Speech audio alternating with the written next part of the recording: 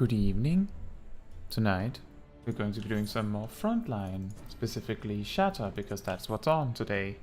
Also, just a little heads up, if I suddenly cut out completely for a little bit in my voice, it's because someone in the apartment complex has decided that this is an excellent time to use their drill. And to try and save you the suffering, I will try to mute my microphone when they decide that they're not done yet. They just drilled, like, they're literally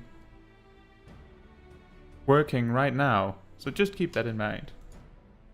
I'll leave a message about it in the chat.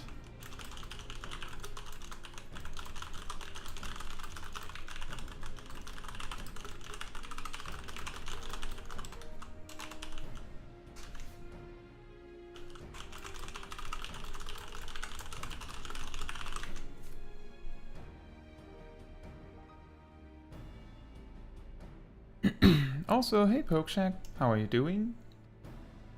Yeah, the problem is that in an apartment complex, if anyone in the building, which has like 7 or 8 floors by the way, and like 7 or 8 apartments on the horizontal end too, if anyone is drilling, we can all hear it. So it's a little problematic. We can't do much about it. You can, it's just like it vibrates through the entire building, so yeah. So I'll try to mute when there is drilling, but based on what I can see on OBS, it seems like the drilling is actually less loud than my speaking. Not that that matters. So we're going to be doing Shatter with Dark Knight. And hey Pokeshack. So the Dark Knight actually has very few abilities compared to some other jobs. The main feature of it is that Shadowbringer costs health to use. And it enables you to use Bloodspiller instead of your 1-2-3 combo, and Bloodspiller does damage based on your missing health, so it does 6,000 in general and then increases gradually up until it reaches double damage if you're less than 25% health. And since Shadowbringer costs health to use, repeatedly using Shadowbringer and Bloodspiller will gradually increase the damage of Bloodspiller itself. To help the Dark Knight deal with this situation of I feel like I can hear a drill incoming. To help the Dark Knight deal with this expenditure of health, pretty much every single attack in its arsenal has some sort of way to heal you. The third step of your 1-2-3 combo heals for 100% of the damage done. Salted Earth heals for all of the some of the damage it does. Or rather, it heals you for some of your health over the duration and also reduces damage taken. And Quietus just flat out heals you for 100% of the damage done too, and because it's AoE, it's pretty strong. Blackest Night helps you by giving you a free Shadowbringer every now and then. And Eventide, which is your limit break, sets you to 1 health.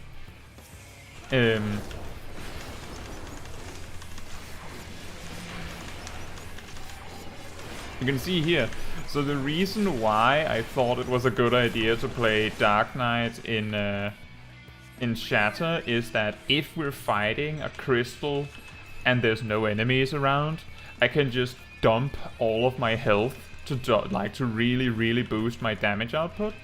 I was actually considering playing Gunbreaker, but because Gunbreaker relies on having enemies to use Drawn Junction on, and sometimes there just won't be any enemies to use Drawn Junction on.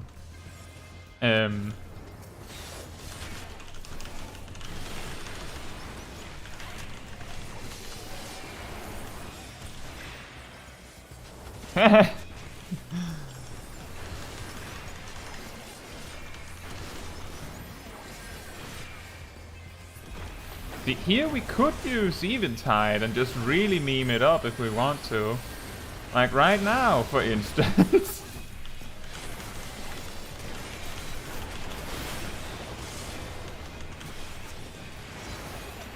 I think I'm dead. Yeah. So Eventide cuts you down to 1 HP and does damage in a wide area, or in a straight line, depending on how much health you had when you used it. Which means that if you use it with full health, it does like 24,000 damage, which is nice. But then you're 1 HP. But during Eventide, for 10 seconds, you can't die, so you have Holmgang, or Living Dead, you could say. And 100% of the damage you do heals you, which means that Quietus actually heals for double the amount. Alright, Pokeshack, take your time. But yeah, it means that the entire game plan of Dark Knight is to just heal through the pain.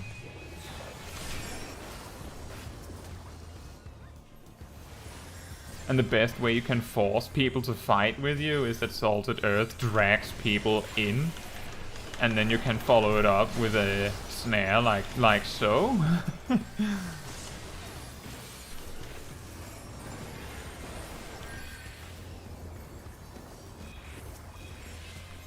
This seems dangerous.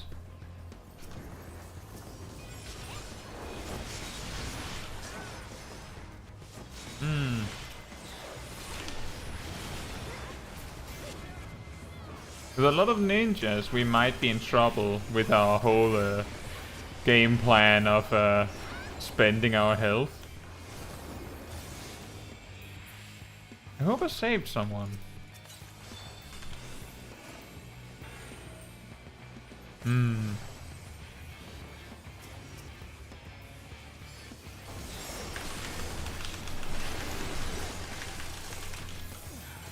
Oh well, one of the other teams got that kill, so I didn't get any credit, unfortunately. Someone's pinging a specific target near our base. That's a pretty good idea, but there's a bigger crystal that yellow's really piling on right now.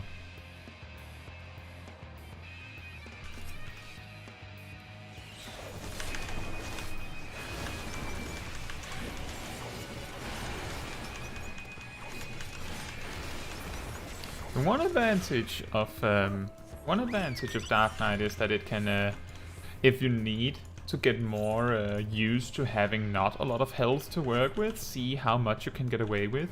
Dark Knight excels at being at low health, so if you need a job to teach you that it's okay to not always be fully healed, then Dark Knight is an excellent choice to use to teach you that.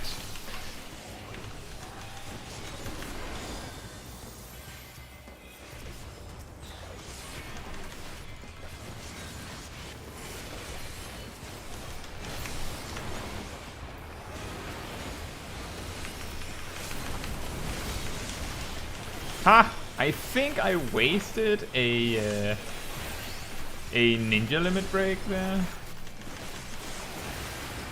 Now, we have a problem because I think I have my targeting system completely wrong right now. Because I have a lot of trouble finding someone that I can hit. We need to change that. Enjoy your food, Pokeshack. There we are. We're probably not going to win this one, but that's pretty typical for the first match of the night, I think. What are we fighting for? Are we just duking it out for points? I guess that's what we're doing. There's nothing else to fight for right now. Oh dear. That is not a good way to enter a battle, and we're in the worst position of all the teams. We have the wall against our backs.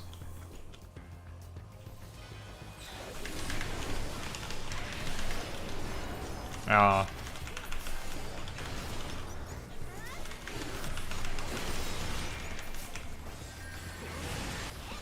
Ow. That's a lot of damage.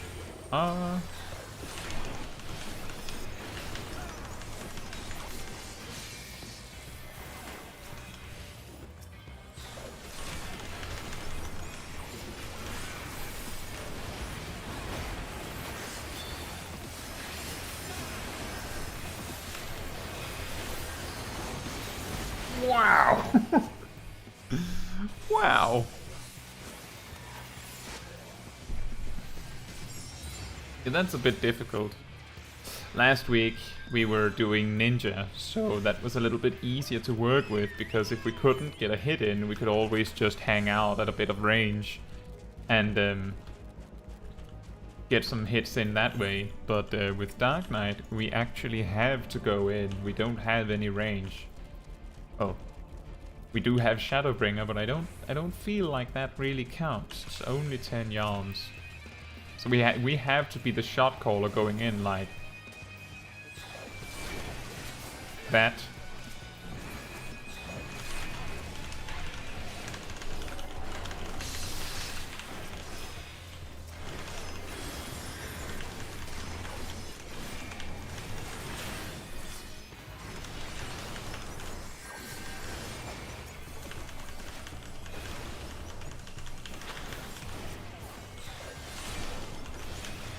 I don't know if we accomplished anything there. I got an assist. Okay, because that's my life. I'm a stun.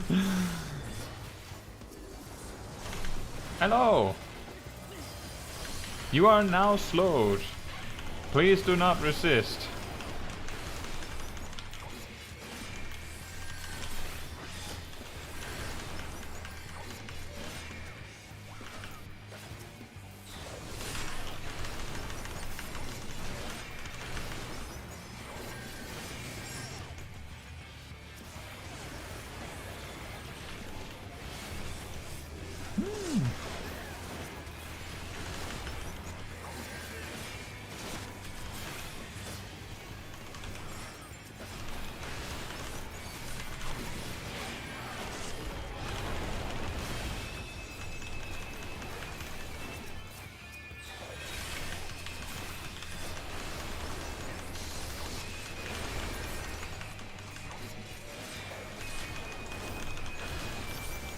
Hey, wait a minute, we got a kill. We apparently got a kill among those. Nice.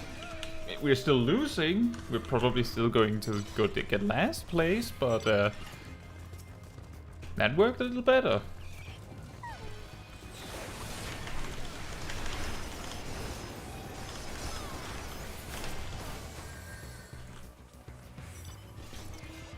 What's the plan, gentlemen?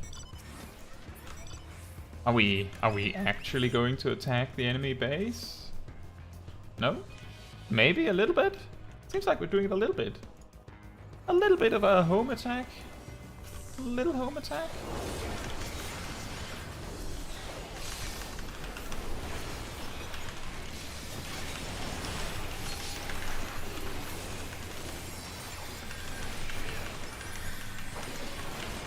I don't even know if anyone's still standing in my salted earth, but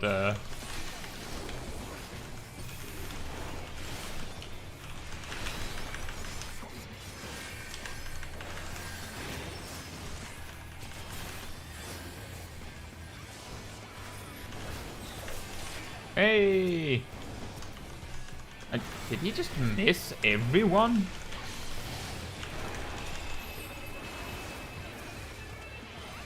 I'm just gonna join my team again, guys. Don't you worry about it. I'll just fight this lone warrior. I don't know what we're trying to accomplish right now, but I'm pretty sure that red team is really cross with us right about now. We're just partying in their base for some reason.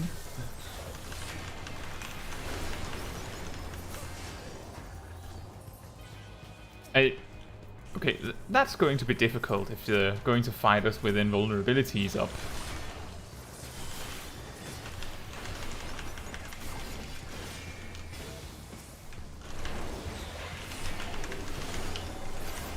Oh, we got another kill.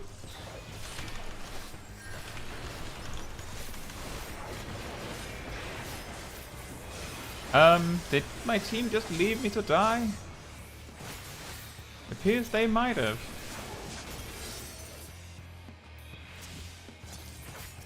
Hey Monk, get a little closer please.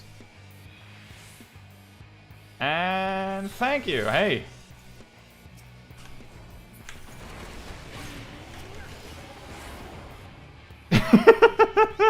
Somehow we got away with it.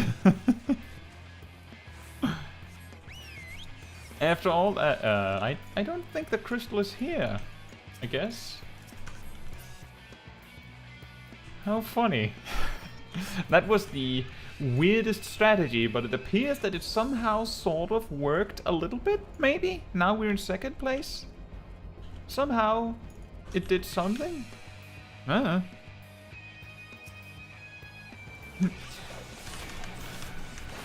When everything else fails, just attack an enemy's base, lol.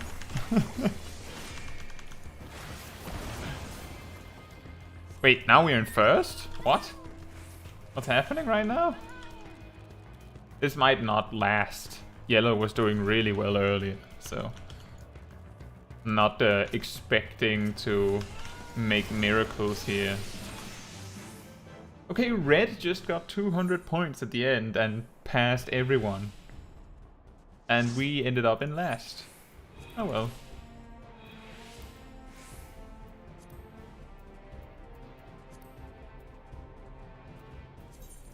That was an okay first match. Oh well, we go again. Need to learn what we can and can't get away with Dark Knight. It was not unexpected, I guess. While we were dealing with smaller clusters, there was like a giant cluster somewhere that red was messing with, which was probably the real reason why they weren't really fighting us. Because we just were partying in their base. They're like, it's fine, we'll just go for the crystal. I'm guessing is what happened.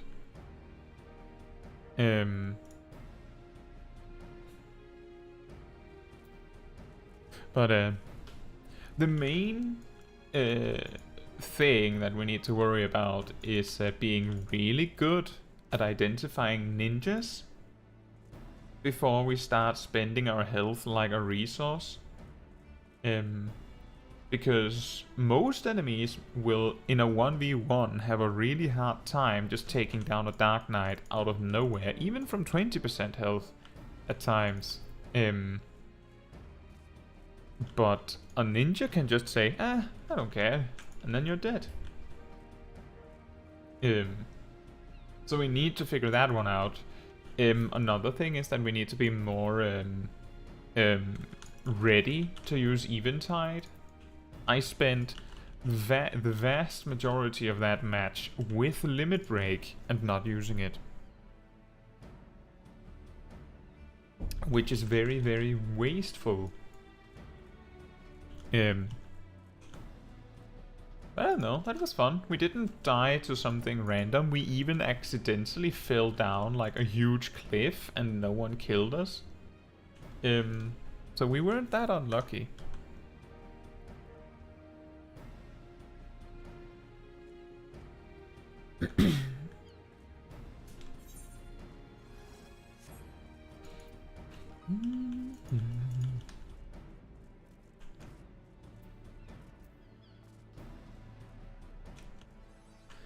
And there's a little bit of a queue now.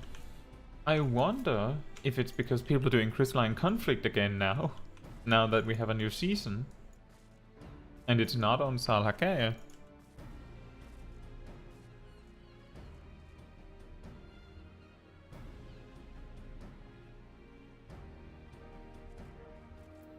Yeah.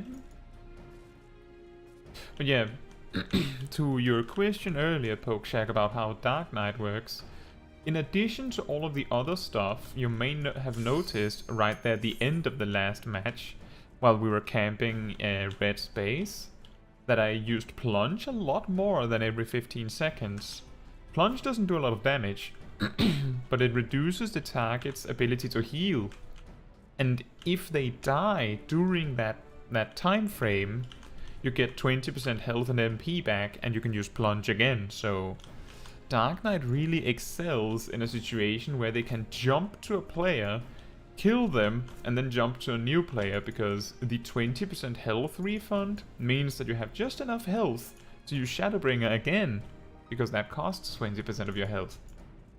And then the 20% MP means that you basically get about 12,000 HP in your MP, because for 2,500 you'll heal 15,000.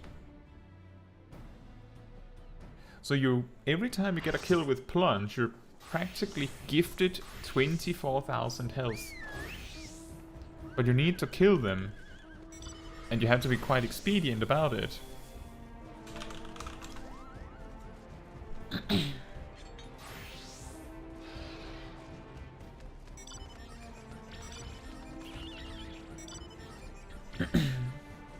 Yeah, plunge for life. It's very interesting. I'm pretty sure Dark Knight might be the only job with such a mechanic. But it's very specific when it's helpful. And you could say it's like a win more kind of mechanic.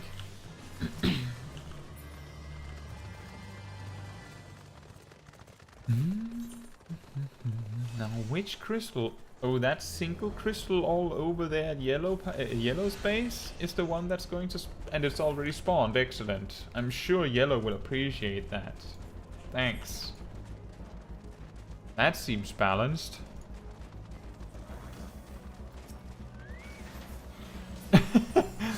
There was just no chance. So what do we do? Do we just slam our faces into everyone? Is that really the plan?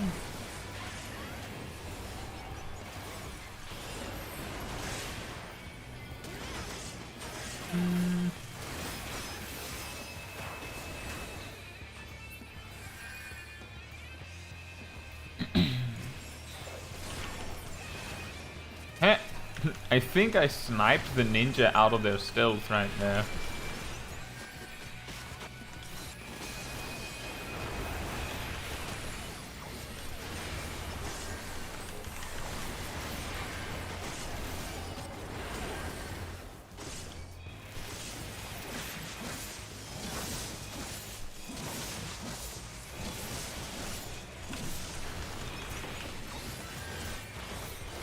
I mean, you're trying really hard to make some magic happen there, friend. I commend you. However, what actually killed me, I don't even know what happened there. What happened, I felt like I went from sort of low health to dead, and it wasn't a ninja that killed me. I think the plan is to go for that crystal up there. Oh, someone's attacking our base, I think. Or what? Are we taking back our base? Yes, no, maybe? Hello. What? Okay. He didn't want to fight. He didn't want to he didn't want to discuss it. He wasn't even going to risk it. Apparently.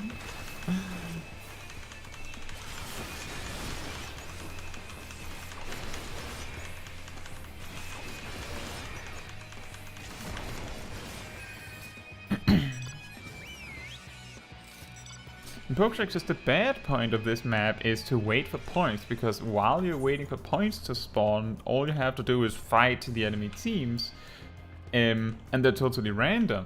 That's true, but it's not that different from on Salhakea, for instance, that where the point spawn is entirely random. Sometimes one team just gets gifted something.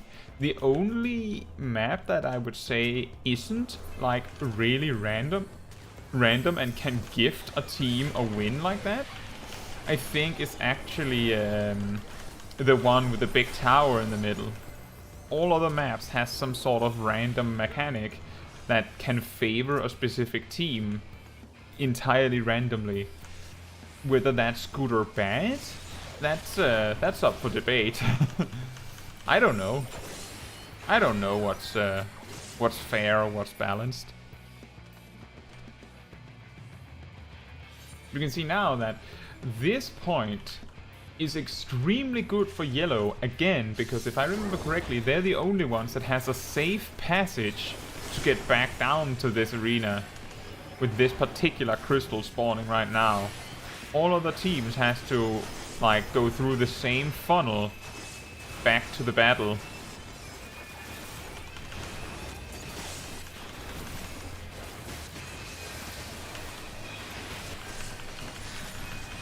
I tried to use Eventide to deny that ninja kill. I knew it was going to happen. It's a little difficult. But that's also part of the reason why I wanted to go Dark Knight. And to see if we can make it work. Now, there's no point in us running all the way back to that battle. We can try and go for this crystal. Even though it's probably a good chance that we'll have to fight Red about it, because they're right there. It's better than jumping down there like we did last match.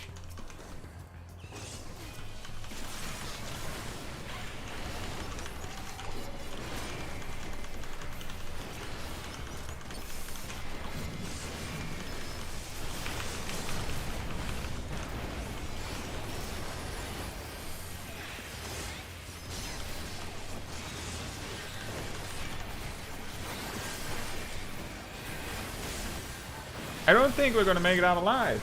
Nope. That was a terrible eventide, that's for certain. I had a feeling that we were going to have to consider running from that, so I decided to use eventide first, but unfortunately they expected that. Not surprising if you're fighting a Dark Knight. You're pretty much expecting a Dark Knight that is going into something that is like risking your life. That the Dark Knight probably is bringing their limit break. Otherwise, they wouldn't take that chance.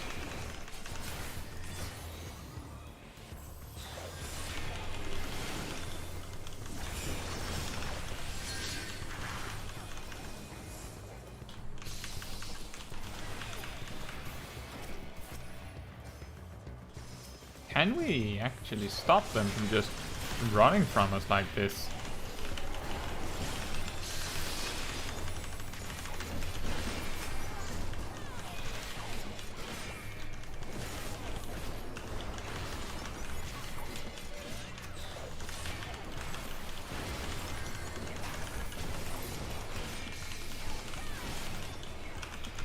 This man is really holding on for dear life.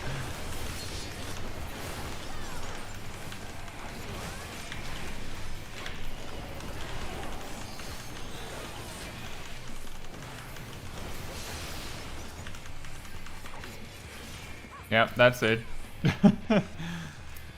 We can't chase them. We don't have enough crowd control to stop them from just leaving, unfortunately.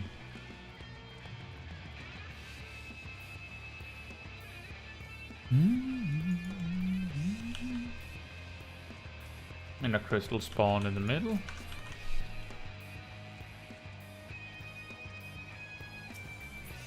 And it's dead. Ah! I think I managed to strand him in my salted earth instead of his own. How strange.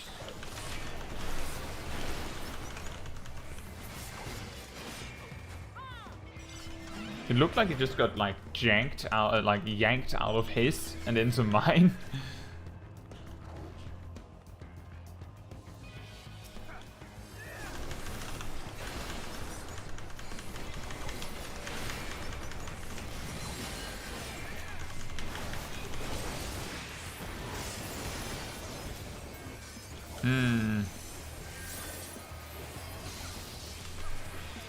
Thank you for an easy opportunity to get the stun immunity to run.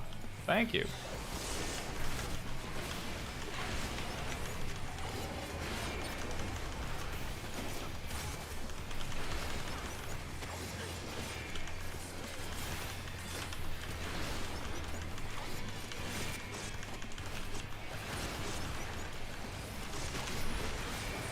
I got a good chunk out of that one.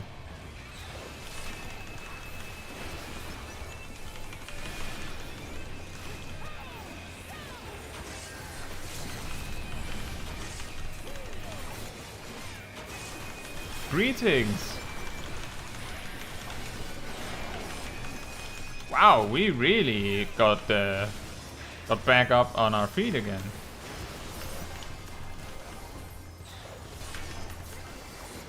That was a good eventide. A very good eventide. Oh, you're just shooting us up from the edge there? Guess that is a strategy.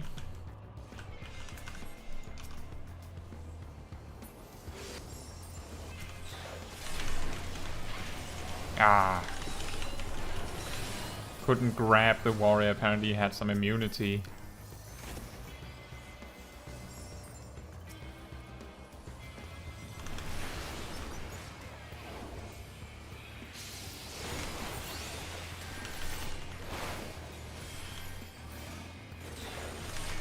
Hello!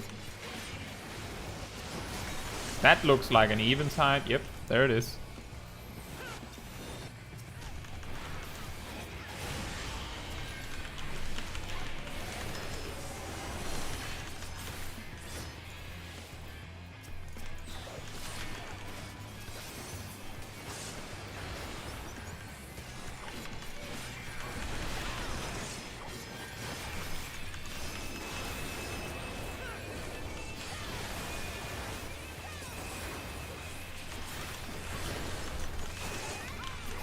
Yeah, that was no chance he was getting away from that.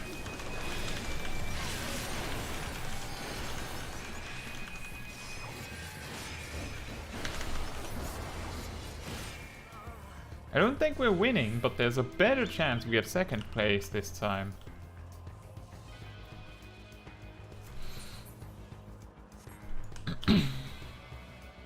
Seems yellow has a really good opportunity for like a free, clean 60 points or so right now with that one.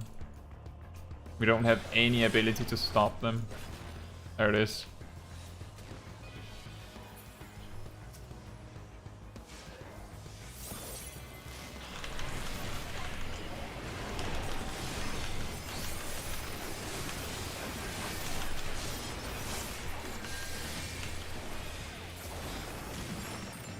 Alright.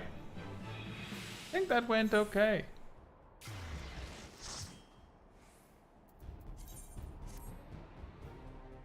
Oh, we go in again.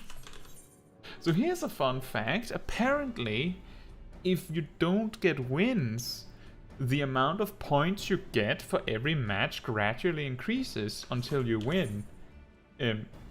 Based on what I've observed. Something like that.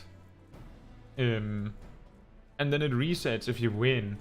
I don't know how much that, like, when that caps out, but it's really funny that there is, like, some sort of a loser compensation system. The reason why I know this is because this match I was awarded 825 wolf marks and 1375 series experience, and unless there's a weird today only 10% bonus, that wouldn't make any sense. Oh well. We keep trying. Maybe we'll get a win eventually. I need to figure out what is good battle strategy in Shatter before we'll start seeing a lot of consistent wins, I think.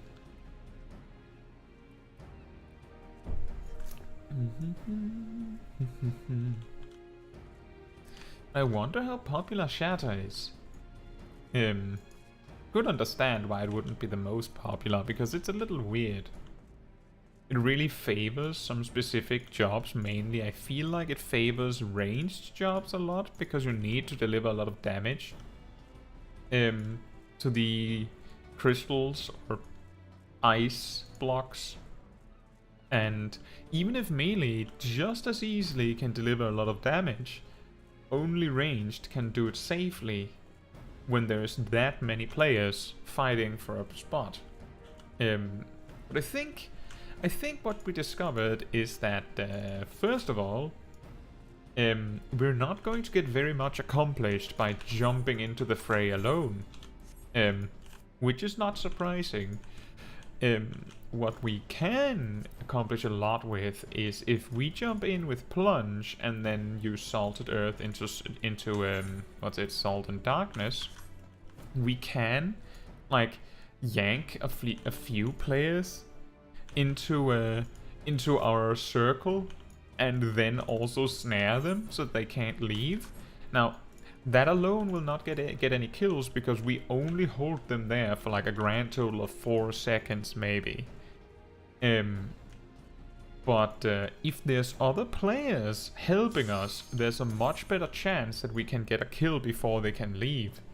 Or we can at least ensure that they have to use Guard and Purify. Now, Purify is the reason why we have no chance alone, because we go 1v1 against someone and use Salted Earth and Salt and Darkness. They purify the snare and walk. They just walk out of it. And if they don't want to fight, they'll just use Sprint, and I can't attack them and also keep up with them. I have to choose. So that causes some problems. But that is, yeah, exactly, Pokeshag. I need some people by my side. But that's not surprising. We already know from Crystalline Conflict that the strongest DPS for like single target tends to have exactly enough damage to be able to kill someone off before they run out of cooldowns to spend. Now, when every single job takes like 30% less damage, and then all melee takes 60% less specifically, yeah, it's not happening. Even the strongest single target job can't kill off someone on their own. It's just not an option. It's not going to happen. So it's better to team up with a few people. Now the big challenge is getting people to like attack my target. And I could mark people, but I don't think I'm the only one using the marks. So that would also be difficult. So it's better to just jump in when you see a clear possible kill. And then assist the team. Oh yeah, this can happen sometimes. I mentioned this on Unsal Hakai last week. That sometimes the map may just choose for the memes to to spawn everything.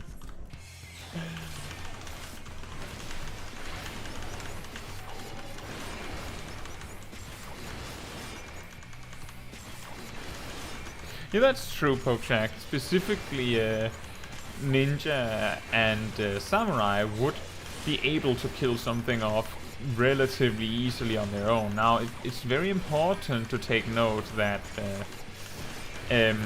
while Samurai can kill something off on their own, I'm pretty sure that their limit break, the Whoopsie, is still beholden to the damage reduction values.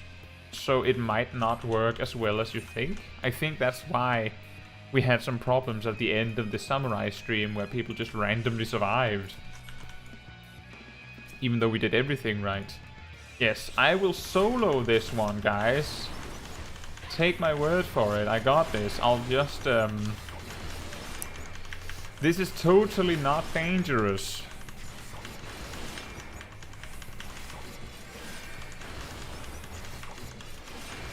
Now it's dangerous.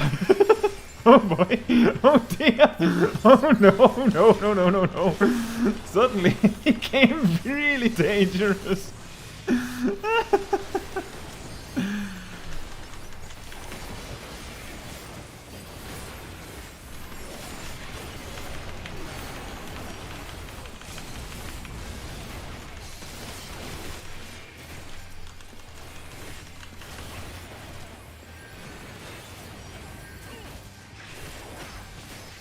I'll waste your time. My signature move.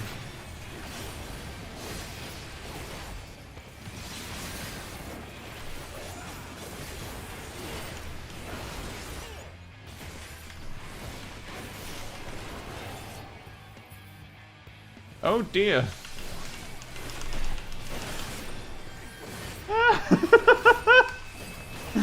Ah! Run! Are you sure you still want to do this? This is a terrible idea, you guys. An absolutely terrible idea. You know where you are, right? You do know where you are, right?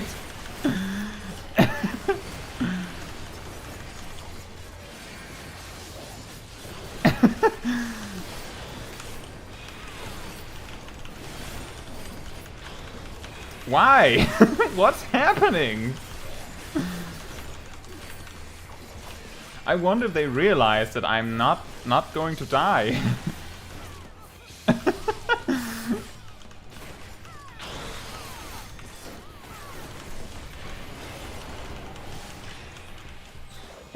What happened? Did he just teleport?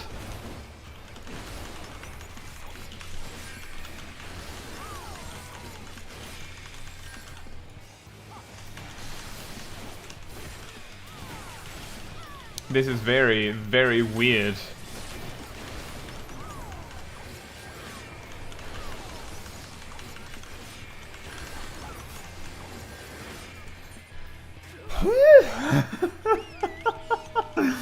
That was an ordeal.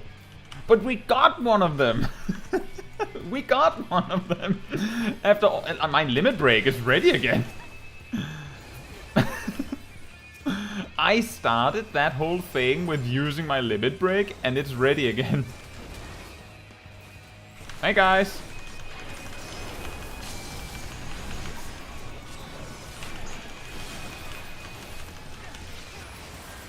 And now we leave. Apparently we got whoopsied right there. I don't know if I helped anyone. I tried going in, delivering some damage and just leaving. Just the big AoE. Yeah, it was probably lag. You're right, Pokechak. So what now? Not sure what to do about. Oh! Shucks.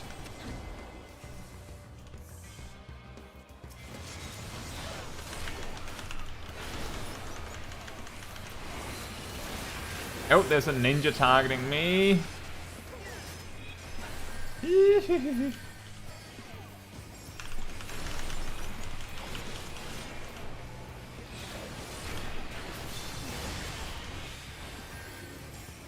Wait, where am I?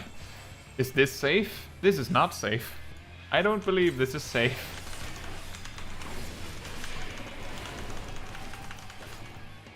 Ah, Purify, of course. There was a samurai there.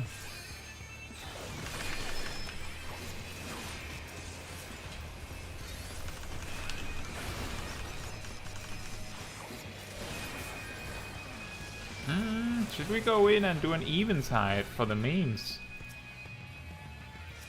Hey, friend!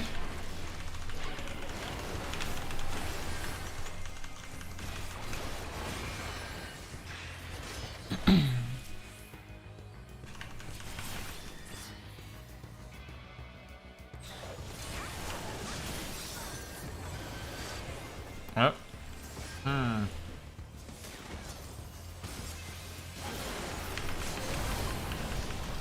I used it too early. I was thinking maybe I could grab the random summoner.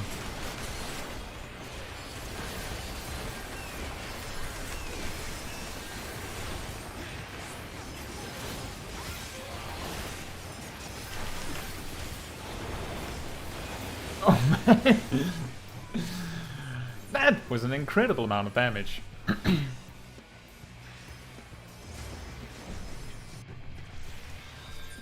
Oh, someone is announcing there's a big crystal spawning. Where? Did a big crystal spawn? Where? It said beware of big crystal. I don't see it. Is it supposed to spawn at 12 minutes? Does anyone know? Does anyone know this about this janky version of Shatter where they spawn everything in right at the start? That the first big crystal spawns weirdly early or something. Or weirdly late.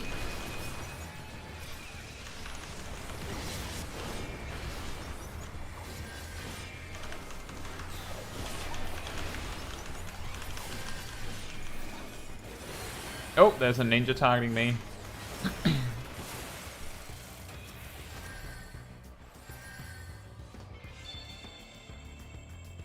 I think there was a Fuma Shuriken flying at me there. That's why I started running.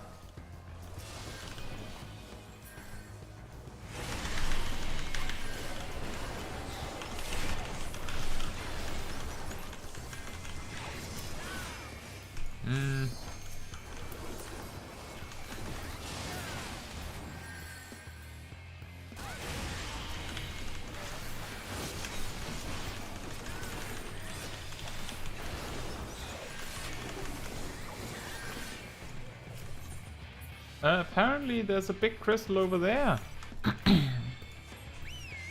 Bobjack says maybe he doesn't know it. He just says it to be aware since Red left unpunished. Red left unpunished. They could have a free crystal. Fortunately, it appears that the crystal was more easily accessible by our team. However, that doesn't matter because we're still losing.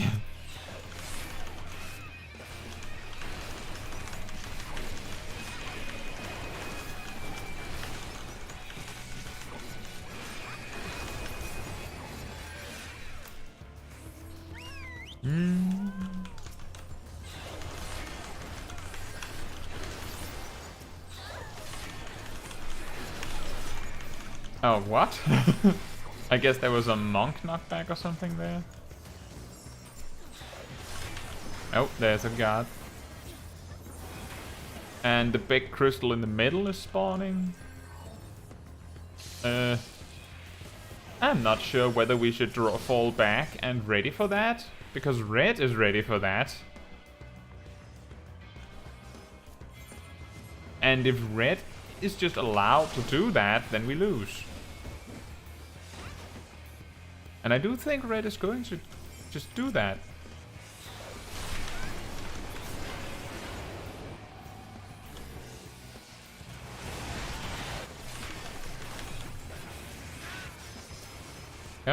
What we can do, however, is this.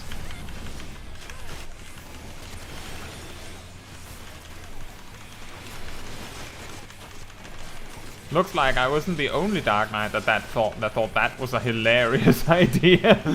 Just go for it. We managed to prevent Red from winning outright. They're probably still winning. Oh boy.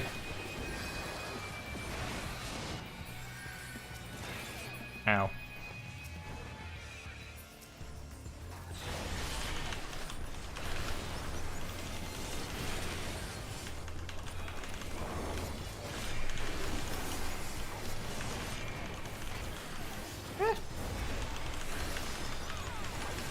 I think we're managing to prevent them from winning outright by just taking kills from them repeatedly. This is really close.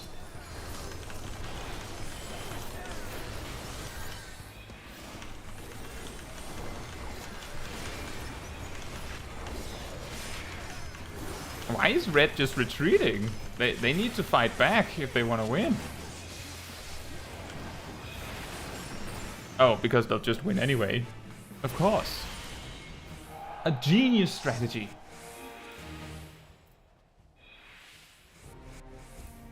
Well, I feel like we're doing a little bit better with each match. Personally, we're still losing repeatedly. But I feel like we're learning a little bit more about Dark Knight.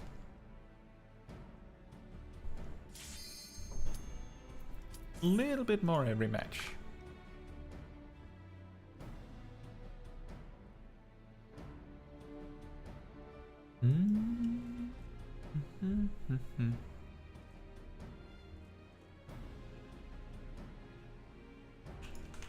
It seems like our neighbor with a drill has decided to lay down their arms for the night also.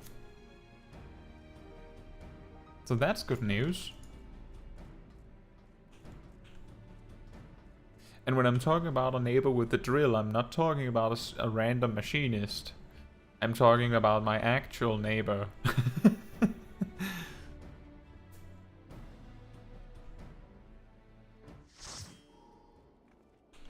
Here we go again. Oh, we're in south. Have we spawned? I don't think we've had top left in a single match so far. Don't know if there's an advantage or disadvantage to that. But I do remember last week when we did in Salhaka, it felt like bottom always lost. But that was more related to the two top teams just fighting all the all the time and just leaving South team out of it. And Popechuck says, "My actual neighbor, the machinist." Yeah, exactly. My actual real life neighbor happens to be a machinist, I suppose.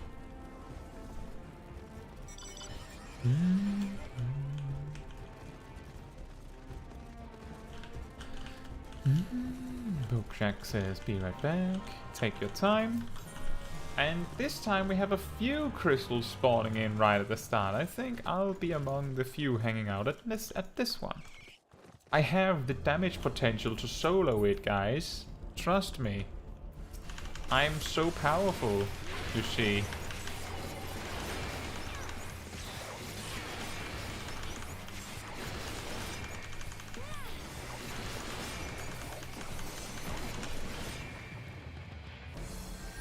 Now that's a lot of damage.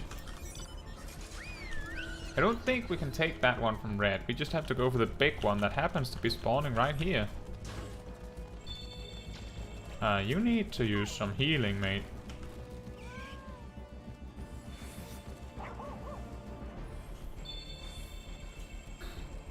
So, is red coming for us? Does red want to play?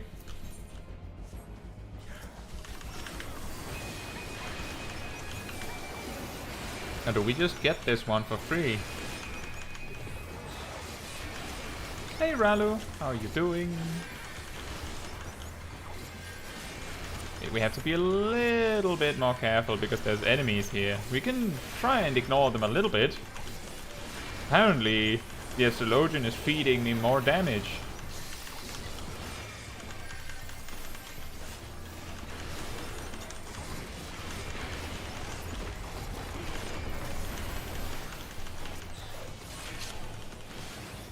I'm good, Ralo. Good to hear. We haven't been winning very much tonight, but I feel like on a personal skill basis, it feels like I'm doing a little bit better every single match. We're learning a little bit of what we can and can't get away with. We've learned that we hate ninjas, which is an interesting contrast to last week when we were a ninja.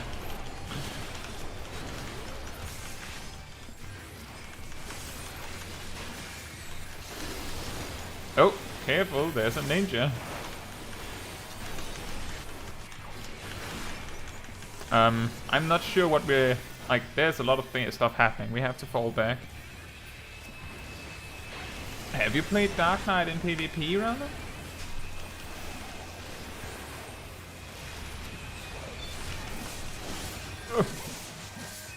Can't see much. We're getting pushed into a corner. Fortunately, the way out of this cliffside is our base. Ah. Oh, careful. That ninja might still be prowling. Did you guys see the corpse just sliding there? Ow. I'm sorry, friends. I delivered to you the scholar's biolysis.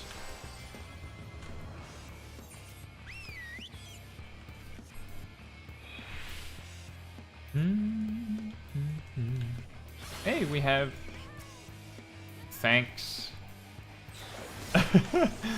That's so rude. What did you intend to accomplish with that? Was it worth it?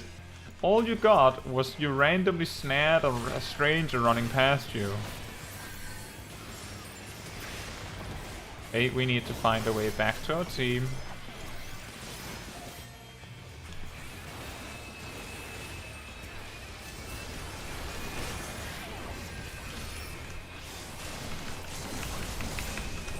This is probably a terrible idea, however.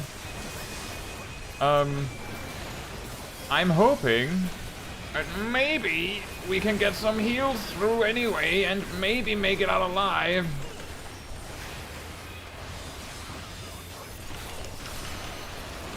Nope.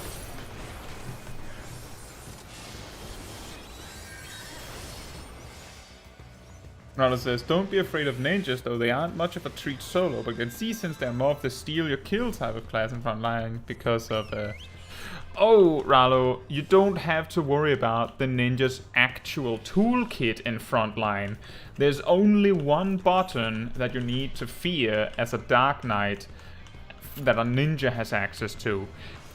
In Frontline, you just have to imagine, just expect everyone to have limit break at any time, which means that all ninjas, if you're below 50% health, they can just choose to kill you. And you see, one of the weaknesses of the Dark Knight is that it very much likes to be below 50% health to optimize its damage output, you know? So that's the reason why I keep saying, oh no, a ninja. It's because if there is a ninja, they will absolutely use limit break on me. Like, it feels like every time there is a ninja, they use Fuma Shurikens on me immediately because they're expecting me to spend my health, forget they're there, and then just kill me.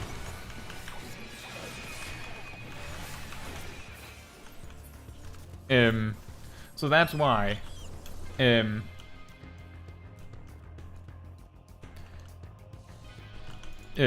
But yeah, other than that, the ninja toolkit is very good for sniping assists or kills. We discovered that last week. And yeah, Dark Knight is really fun if you can get a few people to, like, just stomp AoE down wherever you pile up a few people with Salted Earth.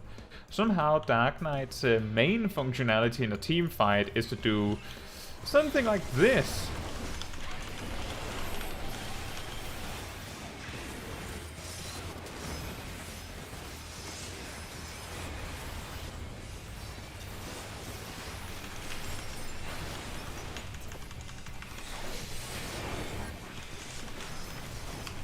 Just jump in, snare as many people as you can, and get out alive. That's the game plan. That's the entire game plan.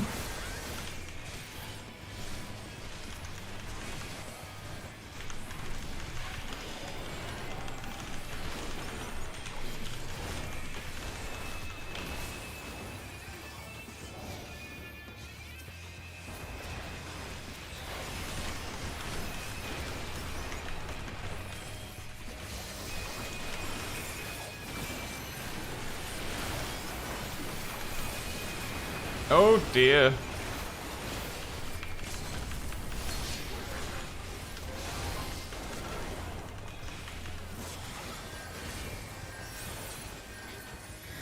Well, that was a little bit of a weak limit break, but somehow we survived. Roller says, I feel like Dark Knight is supposed to, is the opposite? Is that what you mean? The opposite of the Paladin in PvP?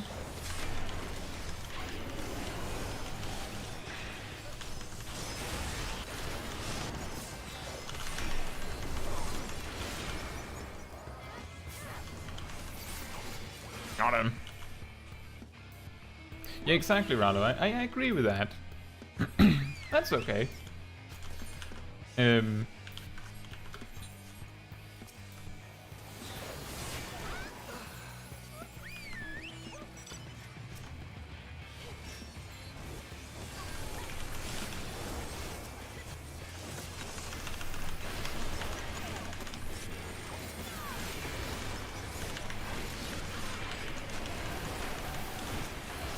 I'll just randomly cleave some people while I'm AoEing anyway, and then we'll see if we can get out of this safely.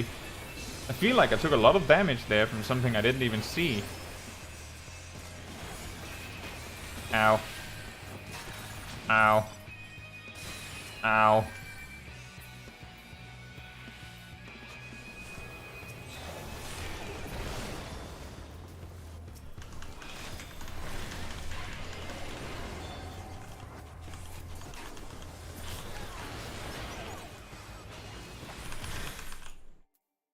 Huh?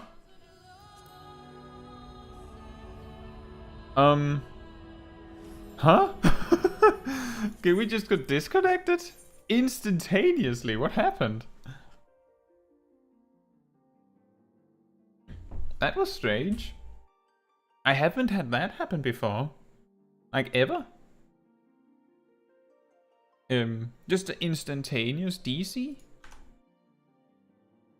Like, it wasn't even like, the game froze and then we got disconnected. It just immediately kicked us out. Nope. No more salted earth for you, mate. Out. Wait, what? Apparently we just disappeared when we got disconnected. Guys, apparently we just poofed out in the middle of the battle. Robert says you were playing so well. Thank you. Apparently the game decided to just divine me an automatic dodge out of the battle. Imagine if I was actually about to die in that moment and the game just yoinked me out of there. That would have been a lot more unfair. But that was like, I would have expected I was logging back into my corpse, but nope.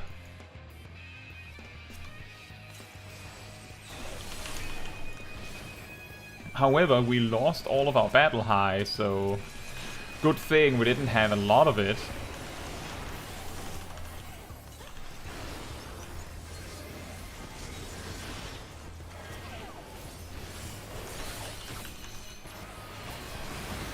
Ow. Oh, you made a mistake, friend!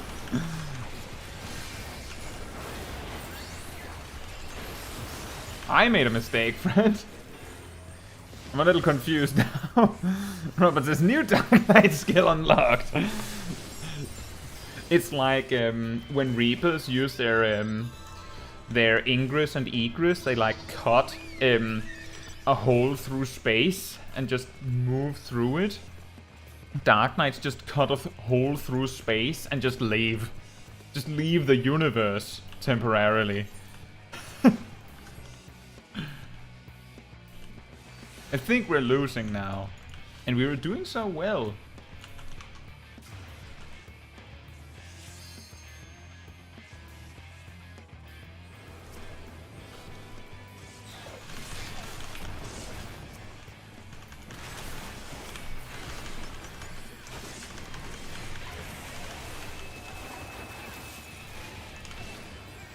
Oh. Draw? Huh?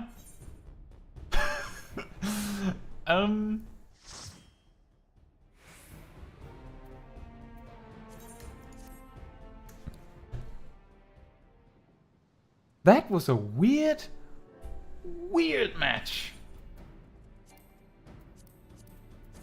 We had a draw. We lost. Specifically, my team lost. But the two other teams had a draw, I guess.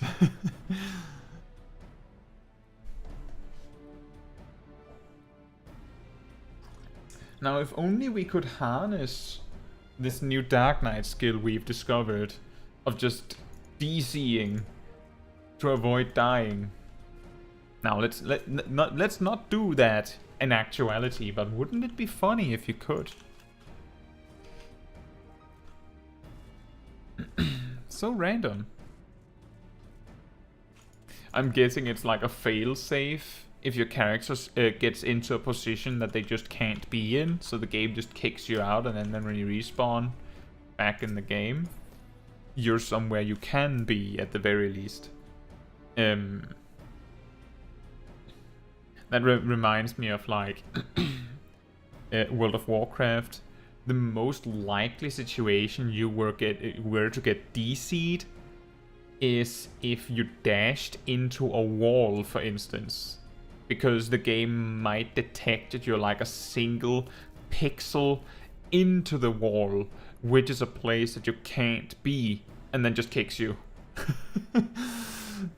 And we were being forcefully moved by a Reaper limit break when we got DC'd.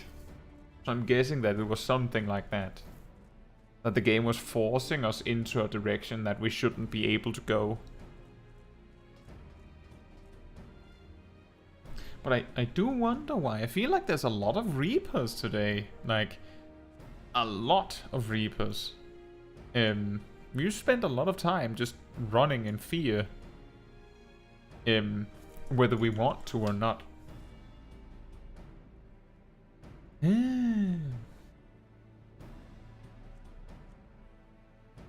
How about you, Robert? Have you played some Frontline? I feel like you said a few weeks ago that you had never tried it.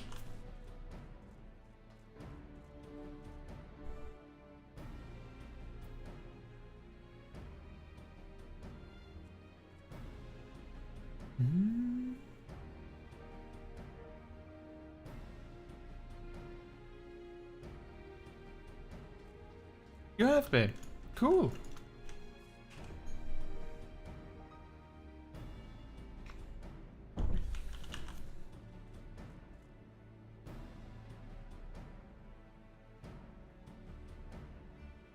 Robert says, Black Mage isn't the best for it, but I'm making do. I don't know, if you discover what you can and can't get away with, I do think Black Mage is pretty good for Frontline. There was a time period where I played Black Mage almost exclusively for Frontline. The simple fact that you spend a lot of time just traveling between fights means that you can enter almost every single exchange with your limit break. And Black Mage is one of those jobs that, because their limit break is like a power boost instead of like a single attack, it's like when you have your limit break, you're playing to like at full power, while when you're not playing with your limit break, you're playing like a weakened state. So if you can enter fights with your limit break already running, and you can finish the fight before your limit break ends, then you're in a really good spot. I actually remember I specifically enjoyed playing Black Mage in Shatter. Because you can just, like, people cluster around the crystals, and then you just, instead of attacking the crystal, you just attack the people, because your flares and your freezes hit everybody. But it is true that Black Mage got nerfed really recently, I believe because of their potential in Crystalline Conflict, and that probably has a direct impact on their potential in Frontline. I think another thing you can learn is if you get really good at using your ethereal manipulation, the one that teleports you to an ally or an enemy, you might be able to like play a lot more mobile with your Black Mage. Don't worry about your job choice, Robert. I'm pretty sure you can make it work with just some more practice. I'm actually certain that you can get really good at Black Mage. And do extremely well as soon as you learn how, like, your limitations, what you can and can't get away with.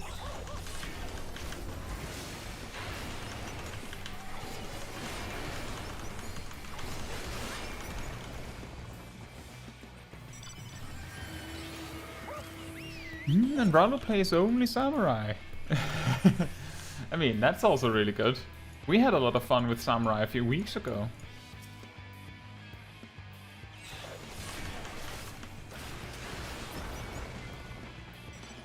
And Rallo says, I tried Black Mage recently, I honestly feel the power in the class.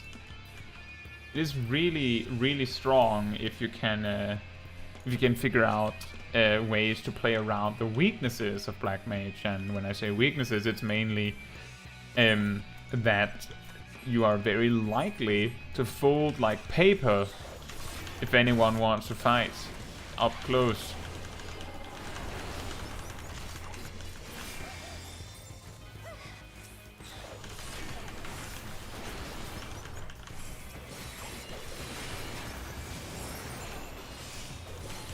Ah, I knew it was coming, but I couldn't do anything. I accidentally used my Shadowbringer.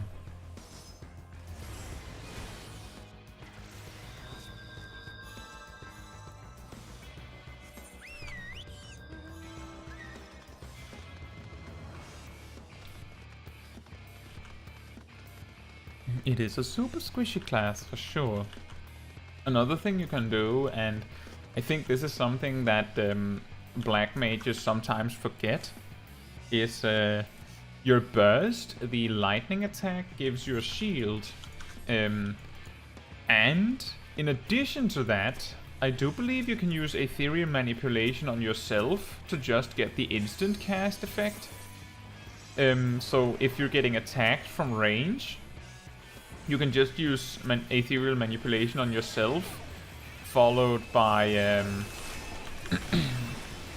by casting burst to put yourself in a safer position. Oh, he's hallowed ground, of course. In that case, I'll wait.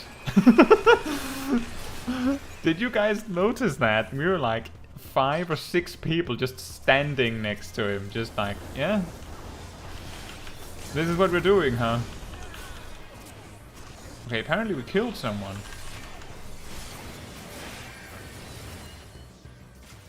We just run in eventide and then we killed someone. Pretty effective.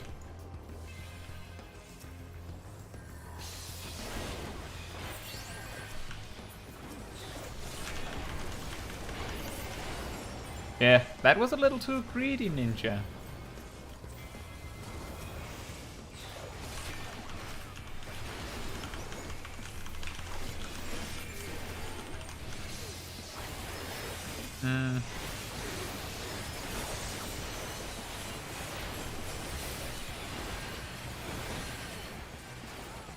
That was a long time I was crowd controlled. Like for that entire thing, you just had to stand there and take it. And I was lucky there was no ninjas looking at me.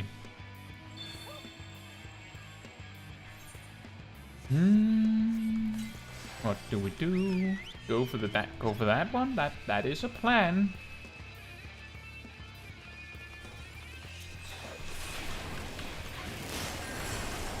Ah! No, you guys have to stay there. I'll snare you. I guess I deserve that one.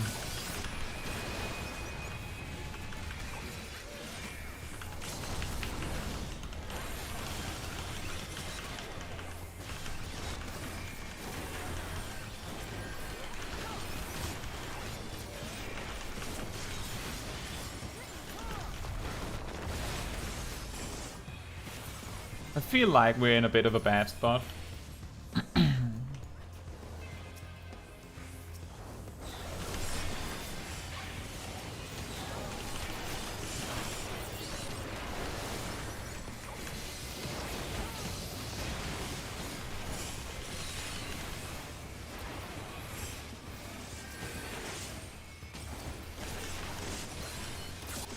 No fear.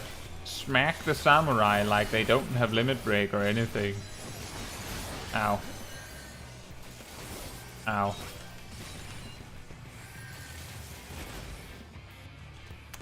I'm not sure what we're fighting over. That's why I'm sort of just trying to disconnect myself from the whole ordeal. I think maybe that's the problem, is that in Shatter you have to fight over nothing in particular a lot.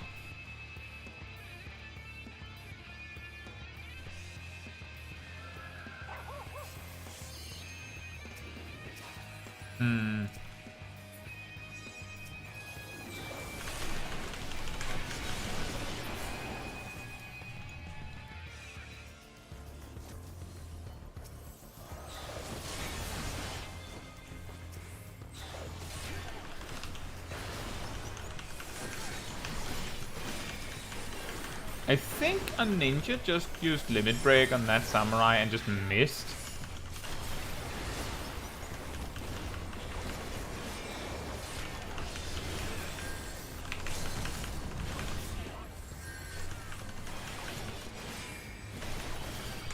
Yeah, cute. How did that work out, mate? Did you see that? That samurai was so ready. So ready. Limit breaks me. But I'm invulnerable. You can't kill me. I sort of expected that. That was why I was using Eventide preemptively like that, just for the damage. Because I was expecting the samurai to retaliate with Limit Break to try and get out of it.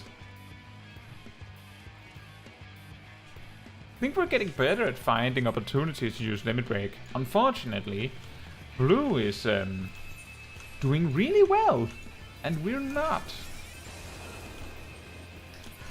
What? This is a little bit awkward. We want to fight Blue, but Yellow's sort of barricading the whole situation here.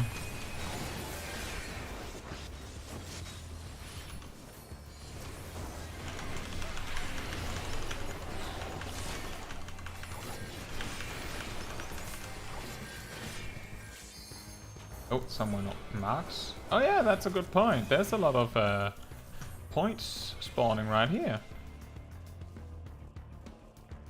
Can we like wall it up so enemies can't have a taste? That's pretty cute.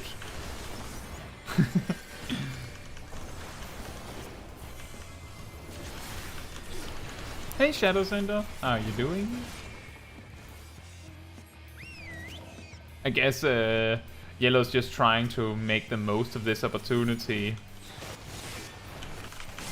And I am also making the most of this opportunity to kill everything.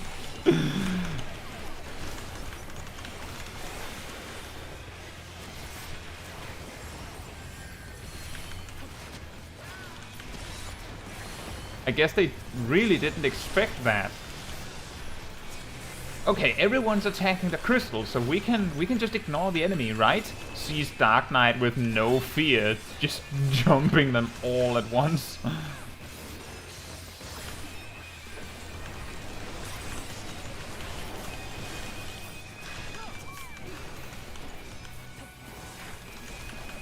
Oh, nice! We didn't take whoopsie damage because we happened to ignore the samurai at that very moment.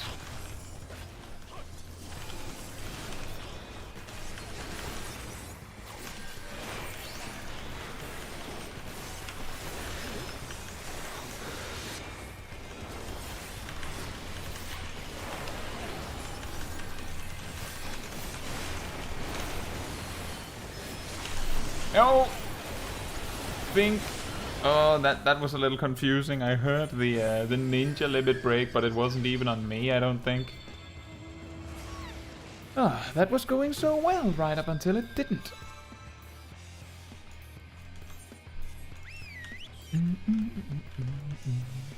And someone says focus Blue. That is a good idea. That was our plan, but the Yellow sort of forced our hand.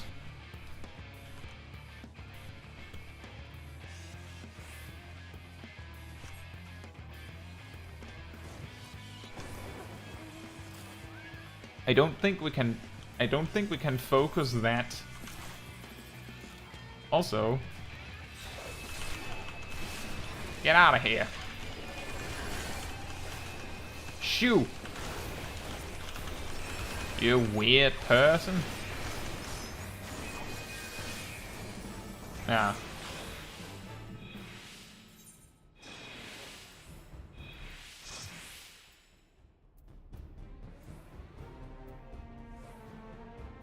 I mean, for a tank, we did pretty well on the damage.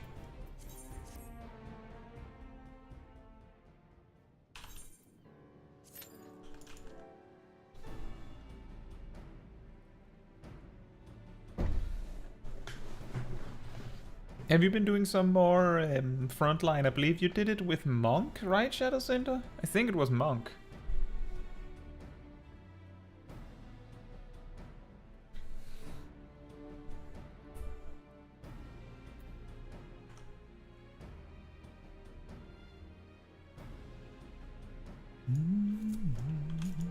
Oh, 6 minutes?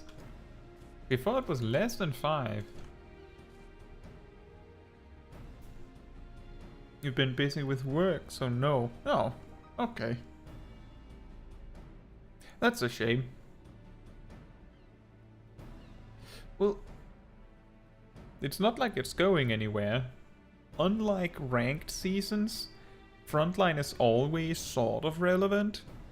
So there's always some people doing it. So you're not losing the opportunity to play. And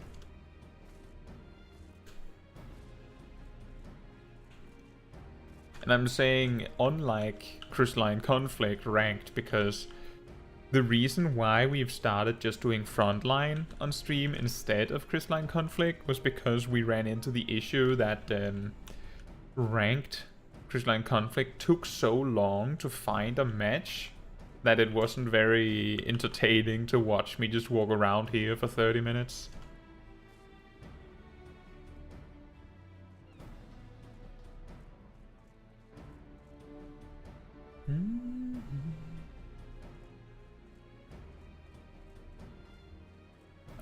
I hope you'll get time to play some more PvP, or at the very least some more Final Fantasy XIV, if you have a lot of work, Shadow Cinder.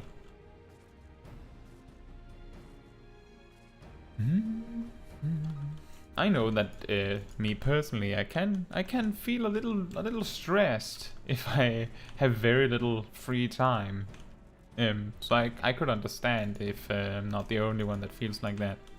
Shadow Cinder says, didn't the season reset? I'd imagine ranked would be more active. It probably is. Now, the thing is that we ran into queue issues with ranked Crystalline Conflict a few weeks ago. Like, we're talking in the last 1 or 2 weeks of the season. Which would be the perfect time for people to, like, stop queuing and just take their seat in this ranked system where you have almost like chair dance, where you just need to get as high rank as you can before the season ends. Now, this only matters if you get to crystal rank, because if you are if you're ranking up, what matters is your highest tier. That determines what your general reward is at the end of a season. But if you want the top 100 rewards and stuff like that, then you need to stay in the top 100, which means that if you are in the top 100, like comfortably up in the top 100, then losing could toss you out of it. So it would be more beneficial to just not play when you're in the top 100. But you're correct that now there would probably be a decent opportunity to play ranked. Now, the reason why I'm not is because I think that I discovered making Frontline streams that people... Now, maybe I might be wrong about this, but I feel like there's more people that want to watch Frontline than Crystalline Conflict. My guess is that there are so many people that would be streaming PvP Crystalline Conflict that there might be people that are probably better than me, and so by extension more entertaining than me to watch play ranked. And the rest would rather watch some sort of match where there is a reasonable chance that you can follow what's going on. Because that's, like, in Crystalline Conflict, it can feel like, even though it's just, 5v5, it goes so fast and things happen so quickly that there's so much going on that if you're not really, like, a big PvP guy, then you have no idea what's happening. Meanwhile, in Frontline, there's a lot of breathing room between combat, so there's a chance for you to like figure out what's going on here. And the stakes are very low, so I have a better opportunity to explain what's going on and talk about what's going on. Or, and more importantly, doing risky moves because it would be funny. Because the worst that can happen is that it doesn't work out. Meanwhile, in Crystalline Conflict, taking a risk and doing something really dumb can lose you the match right then and there. So it leaves very little space to be funny or entertaining, if that makes sense. So I sort of came to the conclusion that I think it's more interesting to watch me play Frontline, and that's why I'm streaming Frontline instead of tossing myself back into the new season of Crystalline Conflict.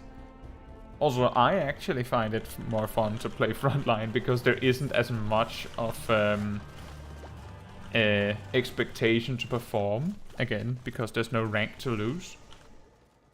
So that's why. But you're absolutely correct, Shadow Cinder. The queue time for Crystalline Conflict ranked should be very quick right now, but I haven't checked.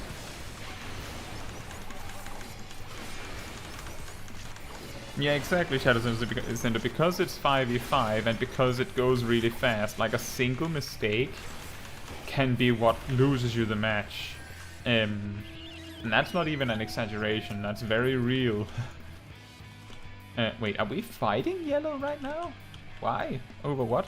Also, Shadow Cinder says, after tomorrow it's my day off, so I'll have more time. Oh, that's good at least.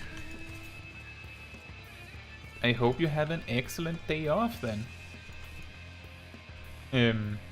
Oh, Tusk Joestar. Is that a JoJo's reference? You jumped. Risky. I like it.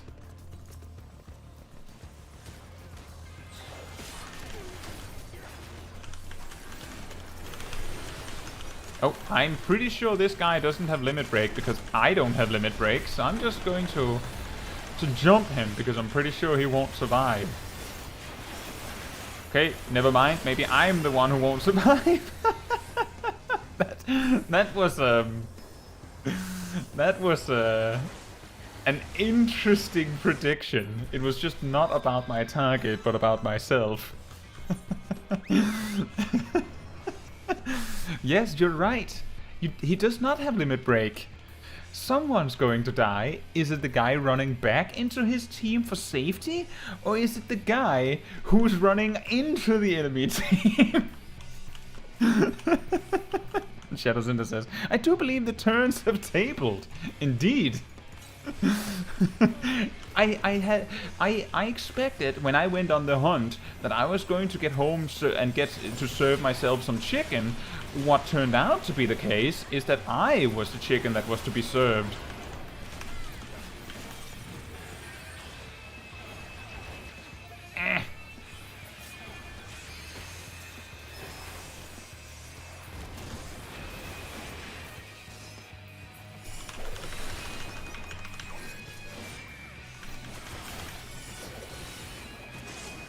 I keep running into the situation that I find a yellow player, decide to chase them, and then I turn the camera, lo and behold, who's standing there next to them? That machinist is being very risky. That ninja is being very risky.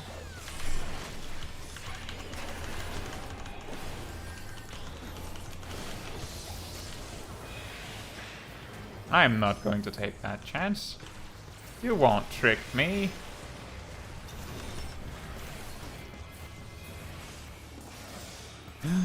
A Reaper out of position.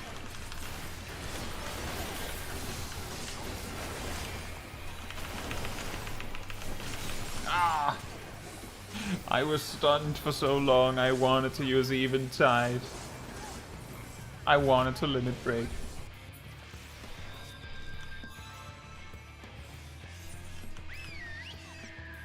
Oh, is that the one on the cliff? It is. Then I will assist in taking this one.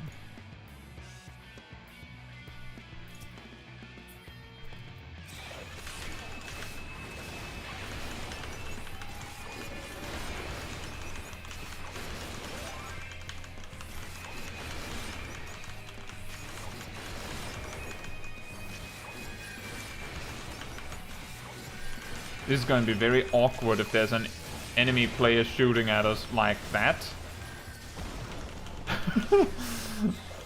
What's with me and predicting things into reality right now?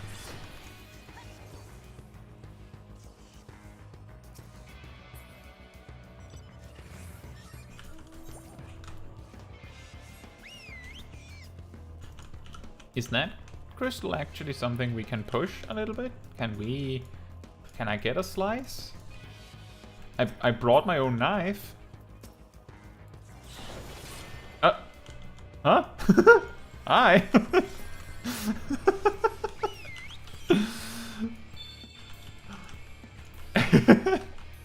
We're discovering all sorts of shenanigans tonight. If you use plunge to chase someone who's jumping off a cliff, you will just teleport to the bottom of it without taking any damage. It's pretty good. You just wait for them on the bottom.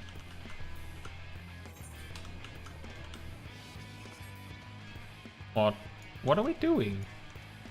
What's the plan? I have no idea what we're doing. Are we just hanging out?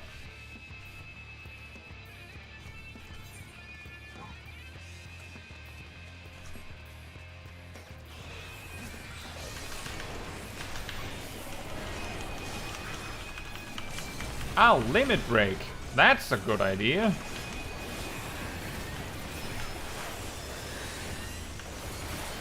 Oh boy. I think there's a ninja eyeing me right now. And blue team, apparently. A good idea, Shadow Cinder says. That's a good idea.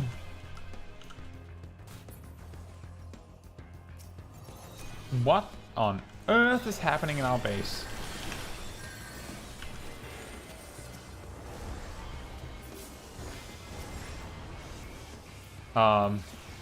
Hello, random warrior.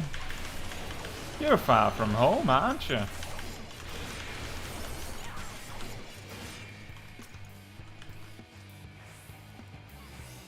I want a slice. Let me. Oh, I wanted an assist. I just wanted an assist.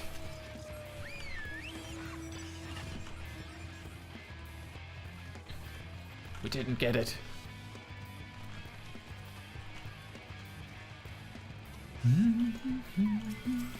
Random ninja out of position. Hello.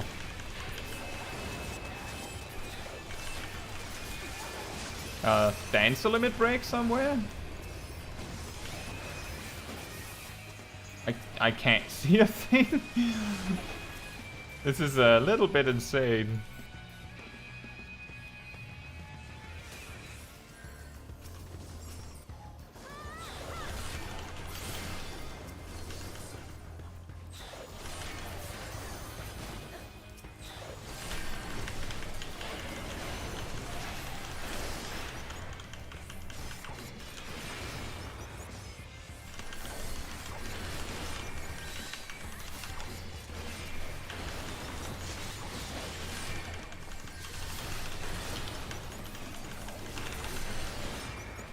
Okay, now we're in trouble. No. We don't want to fight you in your base. This is not what we had in mind. Okay, that was pretty smart. The ninja just sniped the person on a mount. Where's this crystal? Is it up there? Yep, it's up on the cliff. We're not getting that.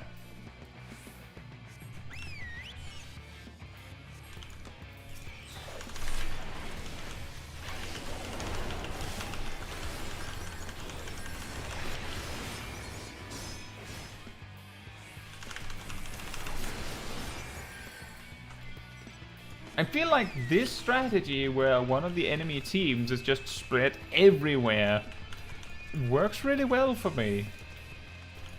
Just standing next to other people so we can freely kill someone off and I can just go full damage. Pretty good.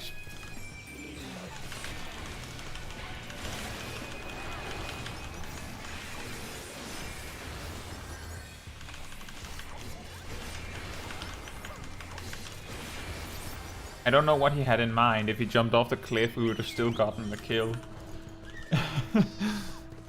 I think maybe we might win if yellow doesn't keep doing what they're doing right now, where I looked away for a minute and suddenly they got 400 points while we got 100.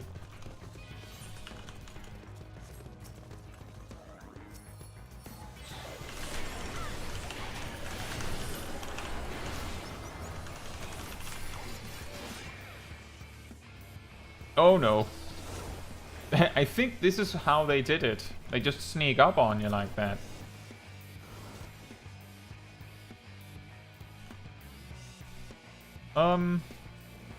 What do we do, team?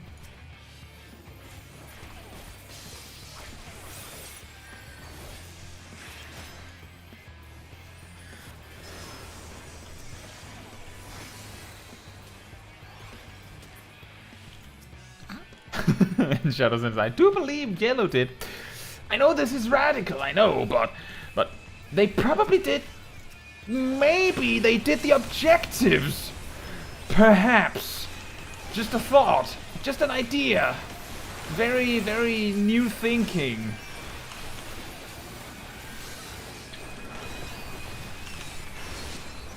They probably did. You're right. And some stomping.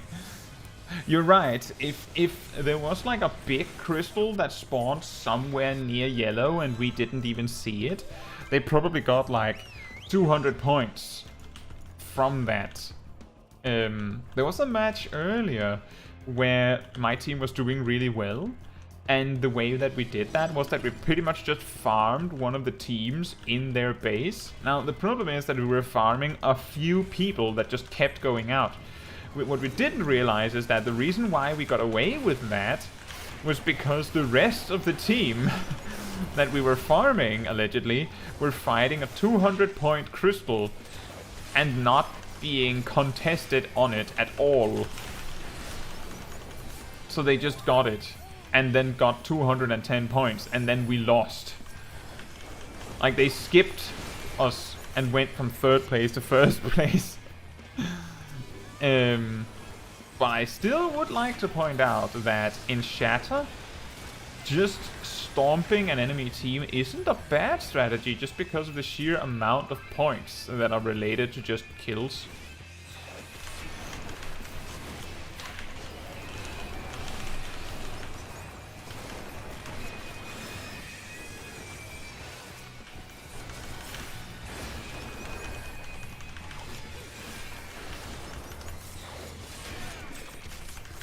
I'm not sure how I ended up fighting that person in particular, but here we are.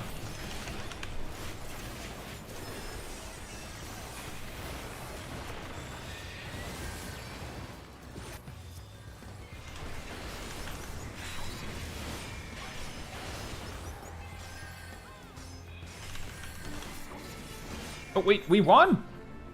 We won! We somehow managed to win. However, it appears not very much thanks to me.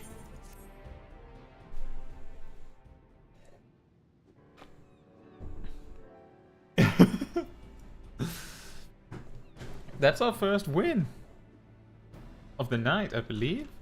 I believe it does keep a tally on that. Yeah, we have had 4 third places, 1 second place, and 1 first place.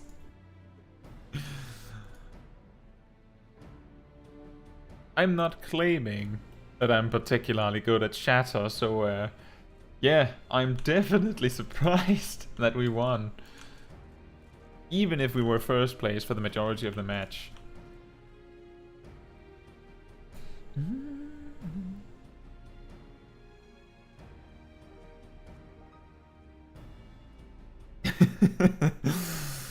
That's a really good one, Shadow Center. You know, here's a thought. I think maybe the winning team was doing the objectives. I know. It's a crazy idea, but it's a possibility, right? It could happen.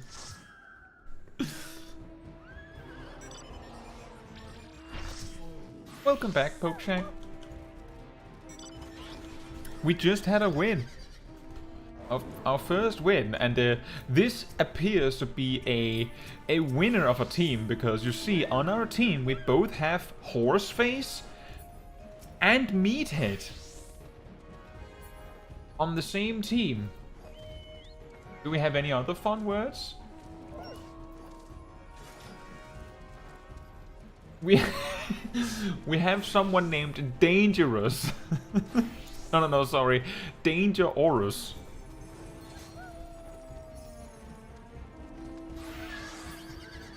And I would like to point out that these 3 masterpieces are all on the same team. We practically put together Exodia for this match. This can only end well.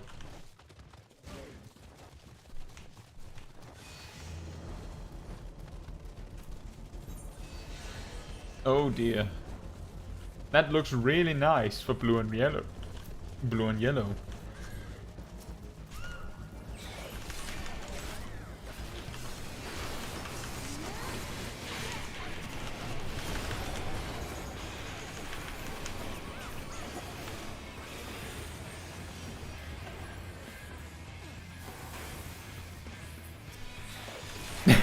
Shadow Center says, okay, but is it the good forbidden one or is it the bad one? I hope it's the good one, but we'll have to play the match to find out, you see. I'm pretty sure we have Exodia though. That part is clear to me.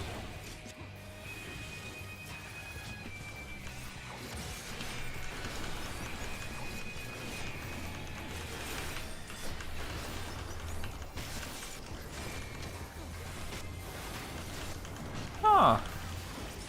That's an interesting synergy that Paladin can put up their Confiteor healing on attack, and then the Dark Knight can just heal while attacking.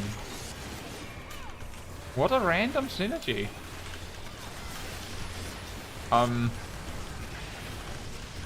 I feel like my cue to leave was ages ago.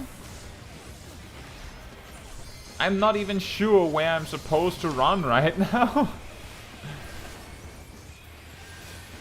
South. Let's run south.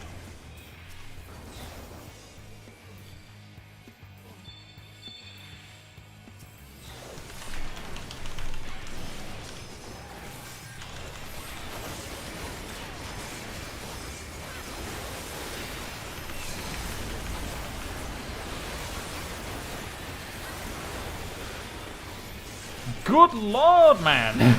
That's an incredible amount of damage! Ah. Guys, I think I'm dead! Did you see that? They just bashed away at my guard for the full 5 seconds, saw me use Limit Break, and just decided, instead of leaving me for a bit, to stew on my Limit Break, they just decided I'm just going to keep attacking the Dark Knight for the full 10 seconds and also stun lock him for the whole thing while we're at it.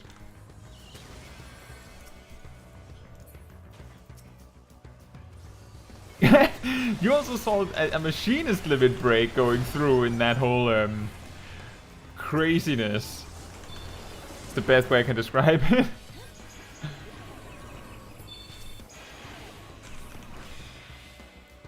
Shadow Center says, cause I would not be surprised if in the end your Exodia has 3 arms, 1 leg, and maybe a head. No, it definitely has a head, because you see we have Meathead on our team. Now, with a horse face and Dangerous can make up the rest of the body is a completely different story on its own.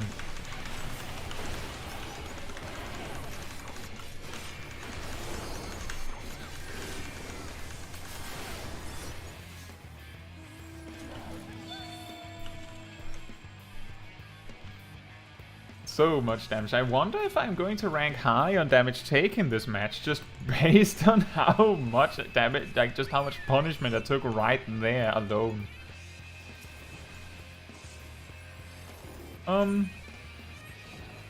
4 hands. and happens to be Sephiroth. Say my name! Say my name! Sephiroth!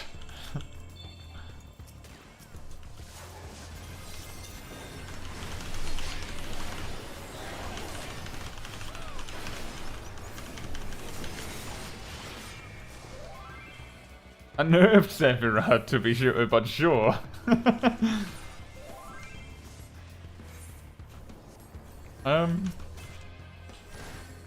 I need someone to mark a target. I have a feeling that this is going to go bad. I will snare you, so that my team gets to the crystal first. It's an ingenious strategy, you see.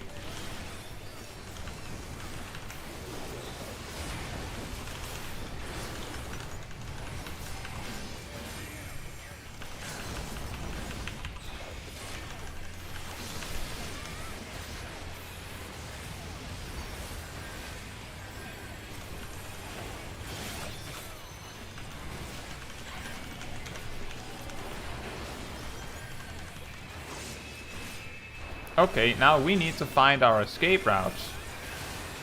Because I don't have any more time to spare to fight you guys, you see. Hello.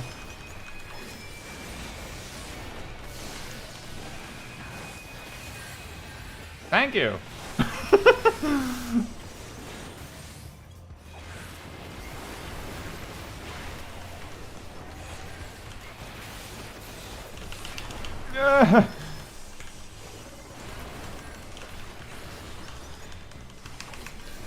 Oh, so close.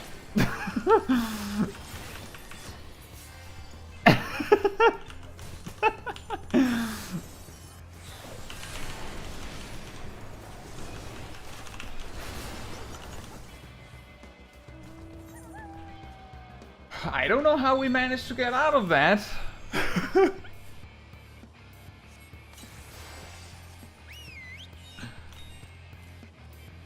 We need to get out of this and up there. Just gonna sneak by here.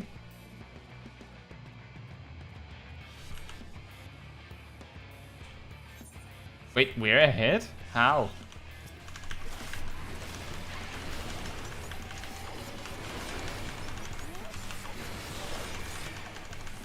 Okay, we have to be really careful going really deep right here. But at the same time, the quicker we can kill this, the quicker we can get back to safety. Now, run. Run! Wait.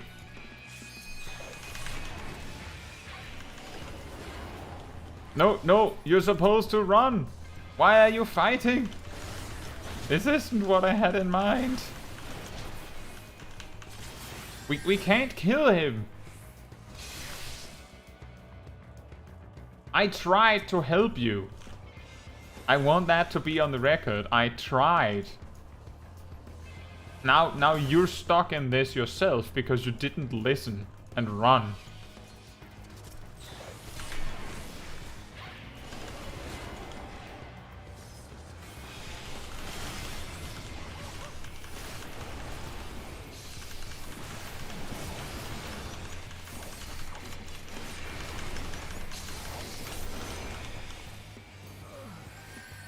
Wait, I think there's more?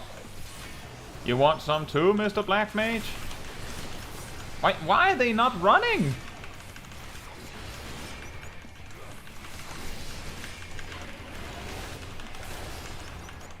You must run, you fool! Okay, I got a kill?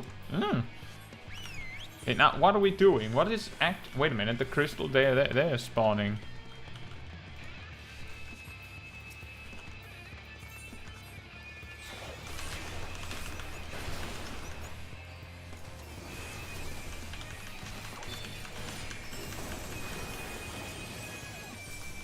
Dancer, I'm very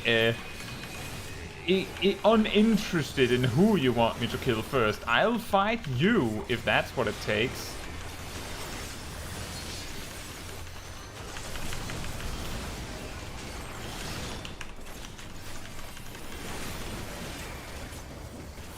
I think we managed to snag a significant amount of the points from that one. Now the question is whether we can escape.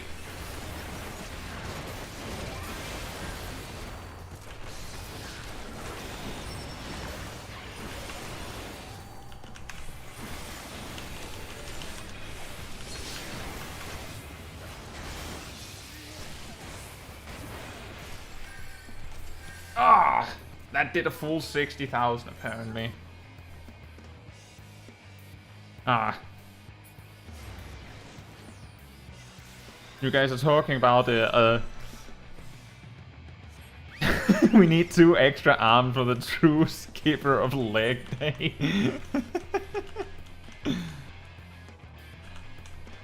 the Exodia with no legs. You see, you skip leg day by not having legs. It's very easy. Very smart.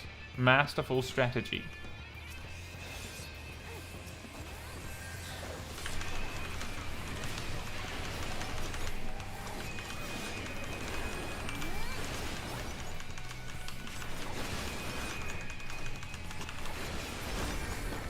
Oh, we won!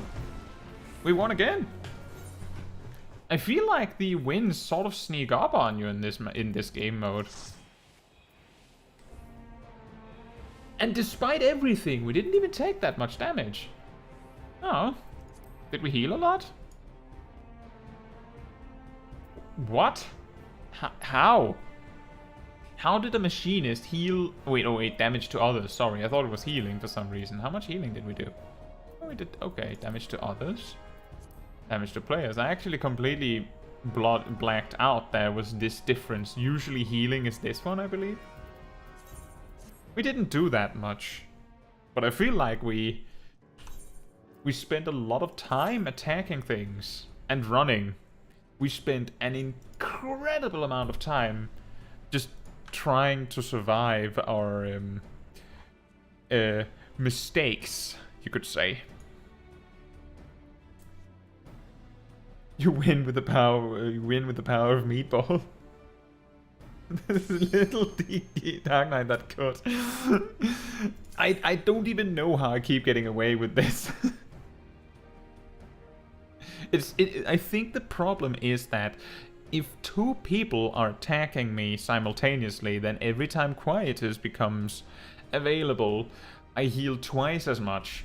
Especially if one of them is ranged and for some reason is hanging out near me.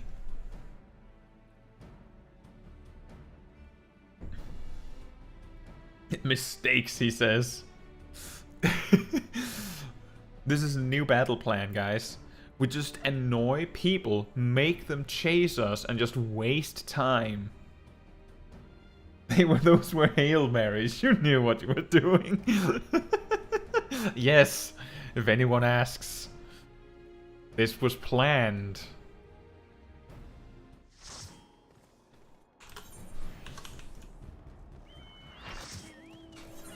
After all, we won, right? Just ignore that 50% win rate, right? Focus on the 40% of my overall performance. I know what I'm doing. Sometimes. In PvP. Sometimes.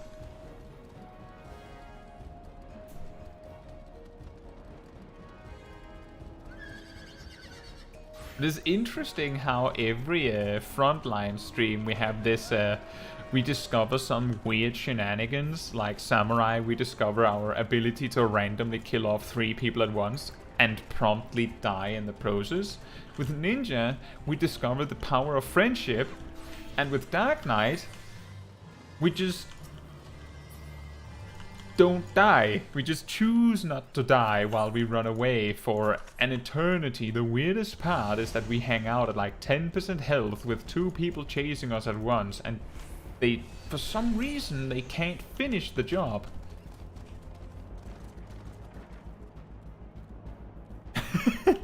Shadow says, there is a 100% chance that I have half an idea of what we're doing. Correct. Speaking of, I thought there was a crystal here. I guess it was up on the ledge. Well, now we're here. So instead of taking the long way back, I'm going to sneak up on yellow and confuse them.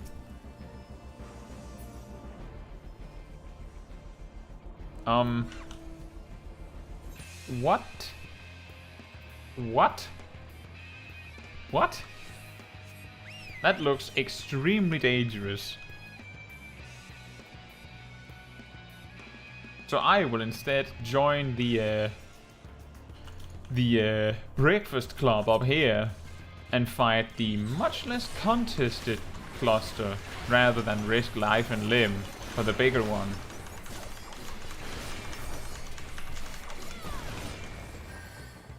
Now the question is how we enter the battle gracefully.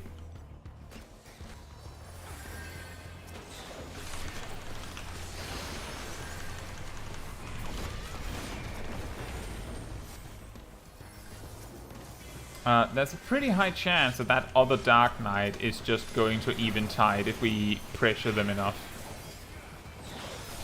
There we go.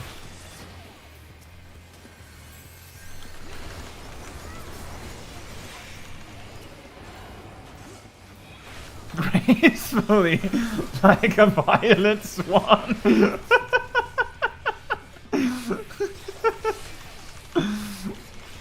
Gracefully, like a falling bag of potatoes.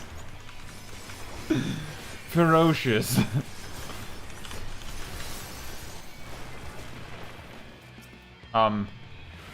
Wait a minute, we're in an enemy base. We should escape. So, bye. Ow. I don't know what you're trying to accomplish, Mr. Black Mage. However, I'm trying to accomplish killing this white mage. And I'm very successful doing it, you see.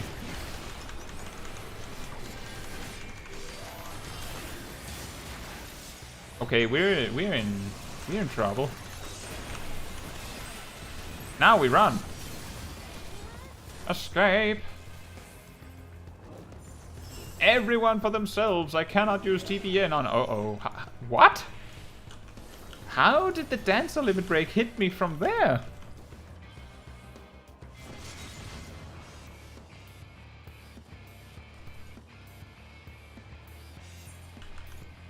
The limit break, that dancer limit break just like tagged me.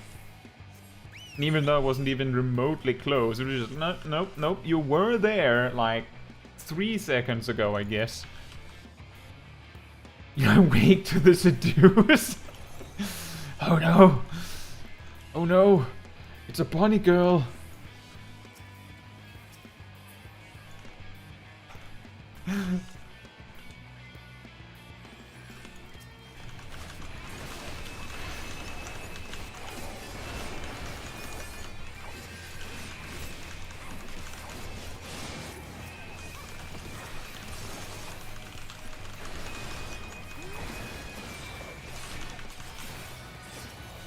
So what's the plan? Who are we killing? The paladin? Looks very free. Appears to not be. However, you know what's really funny? Doing this.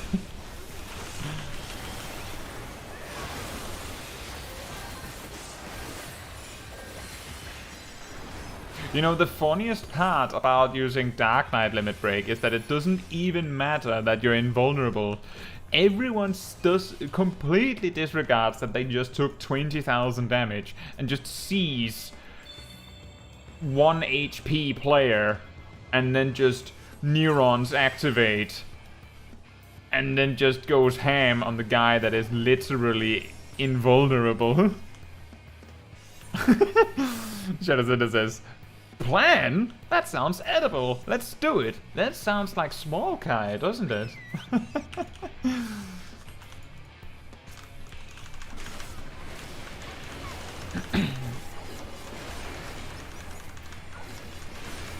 Ronald says, I like that you did that and got away with it. I mean, it feels like that has been the entire game plan of this stream so far. Just going in and doing something like... I have said on previous streams, I have sometimes almost like a catchphrase said that I'm trying to bait the enemy to do something stupid or something like that. This stream, I'm the person doing the stupid, and I keep doing it, and sometimes I get away with it. And the rest of the time, the enemy was lucky, obviously. Ah. Ow.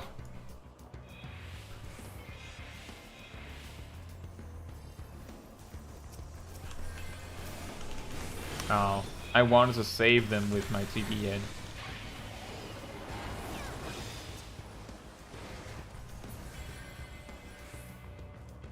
Also small doing stupid things, but on PvP streams it is not unusual that, for instance, almost every time that I've cast my standard elixir in a crystalline conflict match, I've placed myself close enough that the enemy might be able to tank me if they really want to, but they have to really risk it to make that magic happen. And so I typically announce that I'm going to try and make them do something stupid as I'm casting my elixir. Where did the Reaper disappear to? I was certain I was fighting a Reaper and suddenly they weren't there. Strange. Very strange. Ow. I feel like we're getting ganged up on. Why? Red team, you do know that yellow is also winning, right?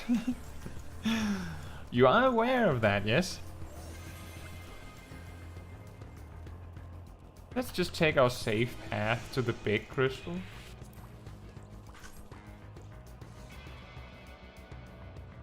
Ow.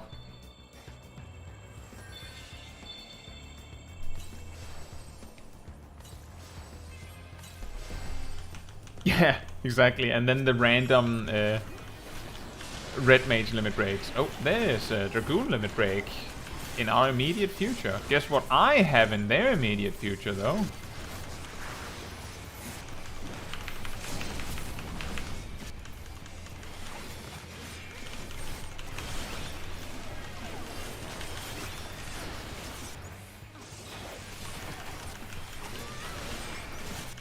A little bit of a Dark Knight limit break right in their face.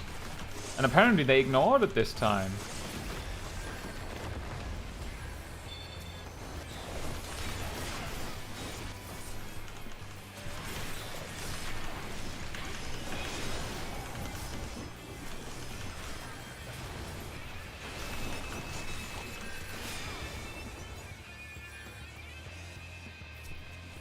This is becoming a really close match.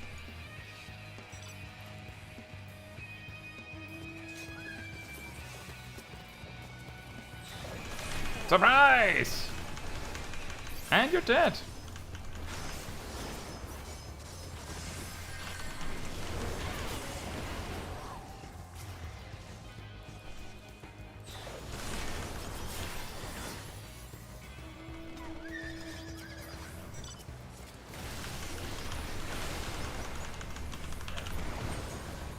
We got the most of that one.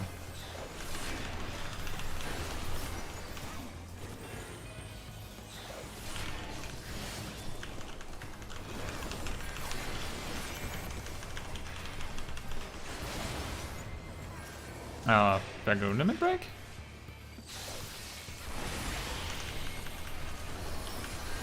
I'm a little confused. I'm targeting the Scholar, apparently. Weird. Okay, what are we fighting? Are we still fighting red?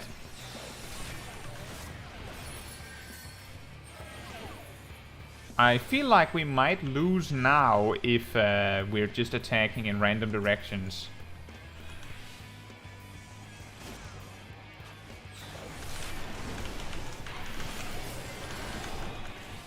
Oh, wait. Oh, we won! Again, apparently. Is that 3 in a row? What are we doing different?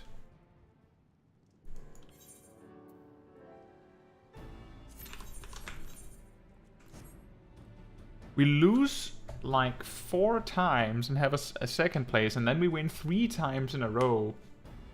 For some reason. Also, we can buy something. And we almost have had 2 series levels up. More stupid things. Maybe I'm doing a lot by just doing weird shenanigans that confuse the enemy.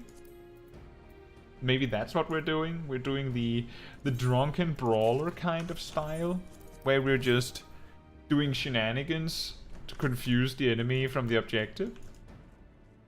Maybe that's what's happening. I don't know. But it appears to be working. Whatever it is.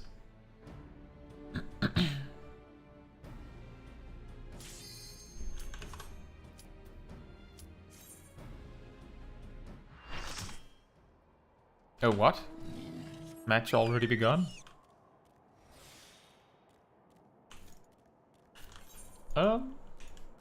Okay. Yeah, for a second there I was wondering where the music was.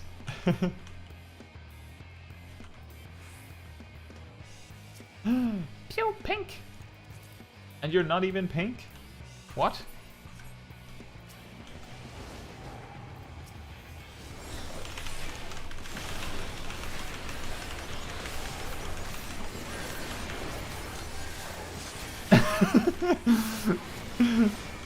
Speaking of neurons activate,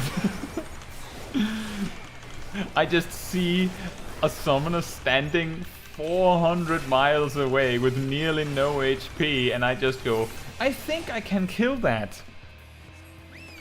And I just go and do it.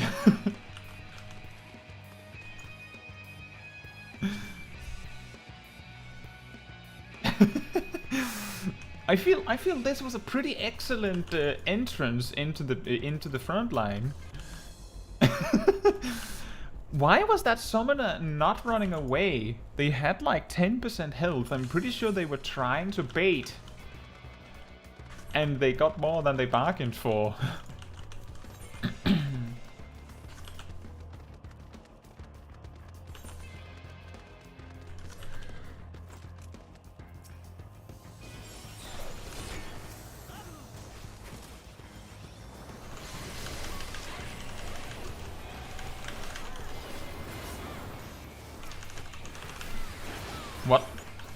What's with that? Why? Why did he run so close to us? What's happening in this match? Like, we are not winning right now because Red got an incredible start with like 200 points from a crystal, but something's happening.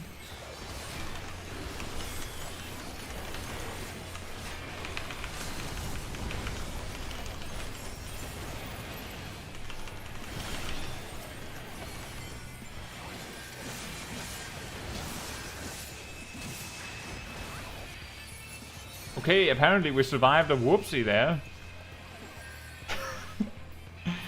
And based on the amount of damage it did, it appears that it was a real whoopsie.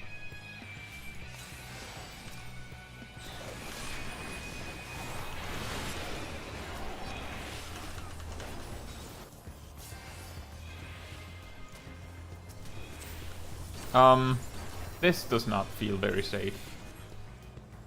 We're gonna need some direction. We're gonna need someone to make some calls, otherwise I'm not taking any risks here.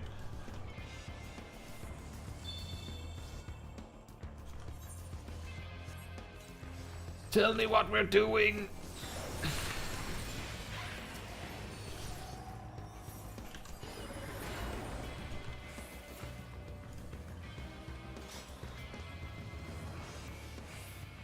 Are we just doing nothing? Oh, we're trying to take the cluster.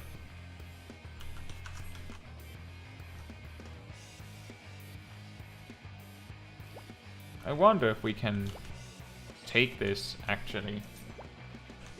Because the enemy is coming right there. Shoo! Get out of here, Reds!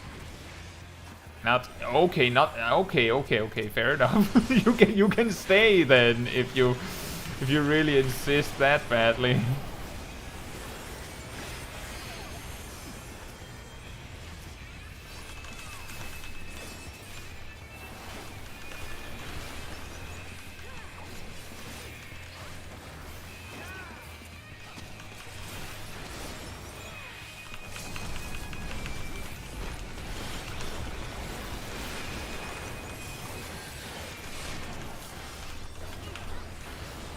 Once again, I think we surprised the enemy by randomly just tossing out an eventide from out of nowhere.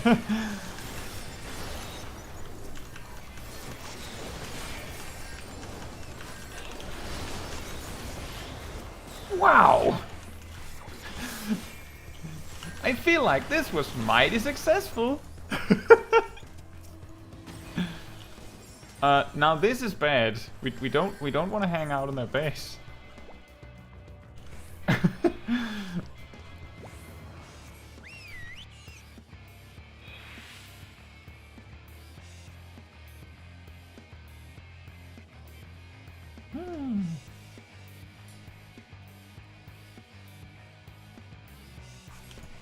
Ooh, is that a free kill I see?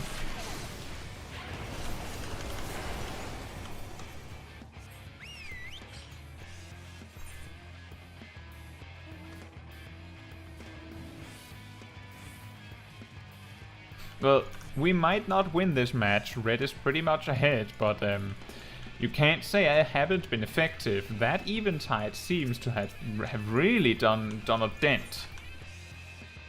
Also, what's Red doing down here?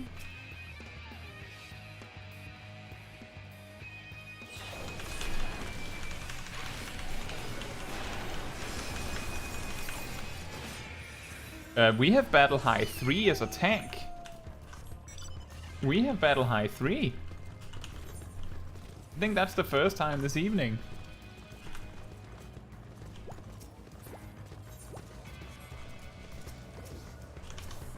The good news are that we have Battle High 3. The bad news are now it might be a little bad to take some risks.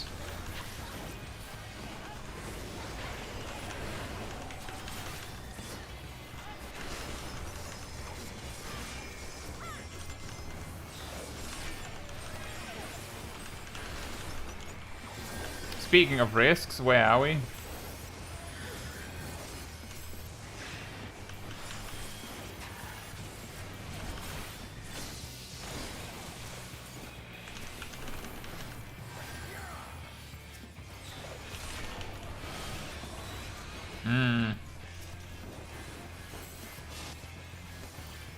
Feel like we're getting teamed up on really hard right now.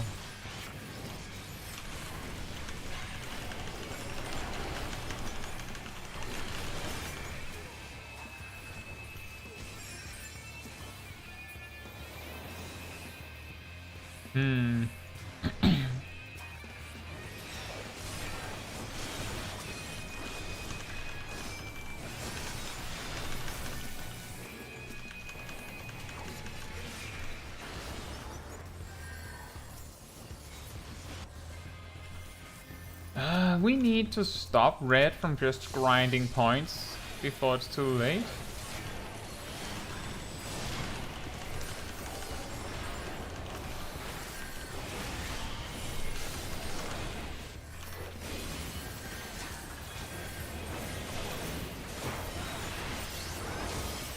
Speaking of grinding points.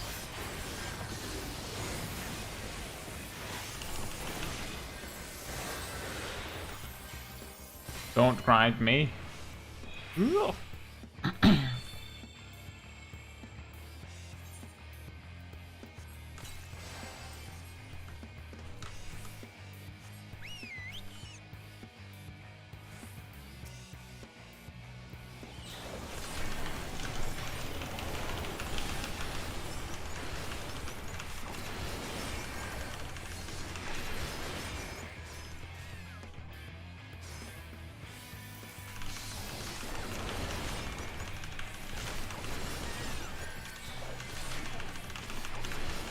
You're dying if you do that.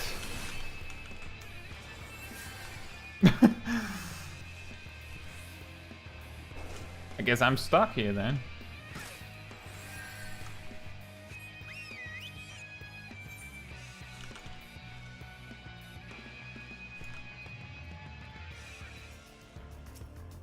What are you doing here?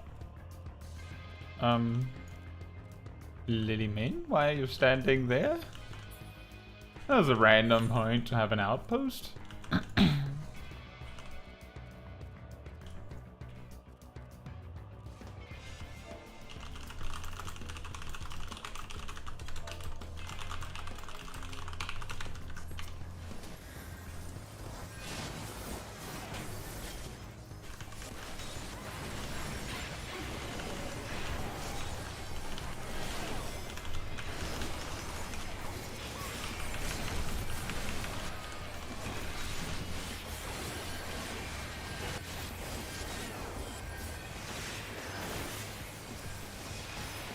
I think we're dead.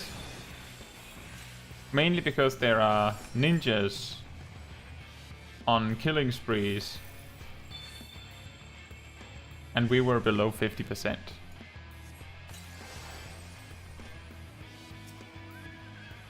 The mistake that I make when I do those Hail Marys is that I often have already used Quietus by the time that I go in, so I don't have any good ability to heal back up after I spend all of my health.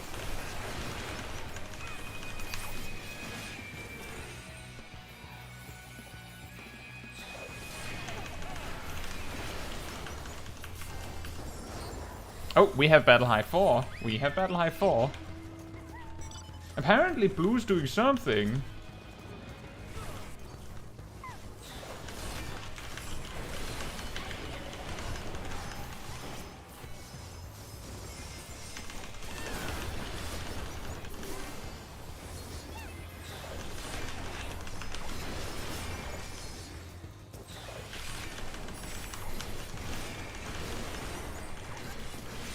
We're way too close to red space right now.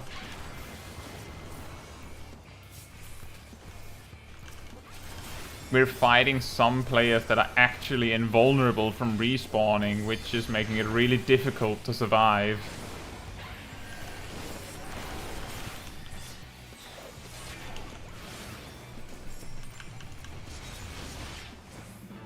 Yep. 4 points away from Battle High 5. So close.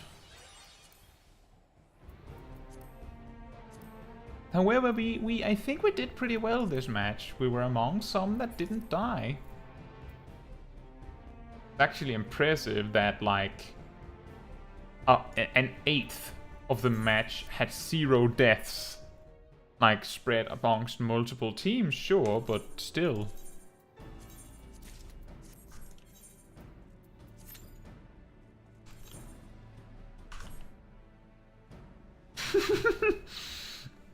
Shadow Center says, I'm convinced Frontlines is just a bad decision simulator. that sounds likely. It's just, well, here's the thing, and I said this a lot when I was doing ranked Crystalline Conflict. It's better to agree on a bad strategy than disagree on a good strategy. And what I mean by that is that if someone is doing a clearly bad strategy, like they're trying to do something that everyone else knows is bad, if they know it is bad but they also realize the person is doing it, it's better for them to join and try to make the most of the bad idea than ignore it and fight a 4v5 because they let their teammate die. And the reason why they would let their teammate die is because they're, you know, thinking, oh, we know this strategy is bad, we'll do something else. But the better strategy that they're going to try and employ is not going to work if you're only 4. So you lose because you didn't help your 5th. And now you extrapolate this to 24 players. If a few of them have a bad strategy and the rest of them are capable of like acknowledging that that's a bad strategy, that also means that they can acknowledge that it is a strategy, which means that they can choose to participate in it rather than not participate in it. So that's a very roundabout way to say, yes, correct, Shadow Center, it is in fact a bad decision simulator. It is the perfect storm of circumstances to force players to do dumb things.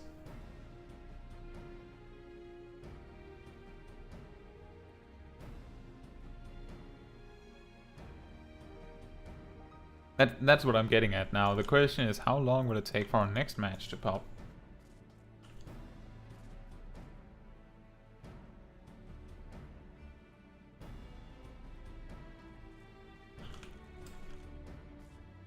Ro asks, you play mobile games? No, I do not. There was a time frame at the very release, like when Genshin Impact was completely new. Like at the very start, I played Genshin Impact, but the only time I would play on the phone was to spend like resin so that I wouldn't stay on cap while I was at work or something like that. Because I really didn't like how the game played on phone, but that's mainly because I'm really bad at playing games on phone. Probably because I don't play games on phones. But I don't really enjoy mobile games, so I don't have any. And I played Genshin Impact as a PC game pretty much, with the possibility of playing it as a mobile game when needed. I quit Genshin Impact just before Zhongli got released, I believe his name is. And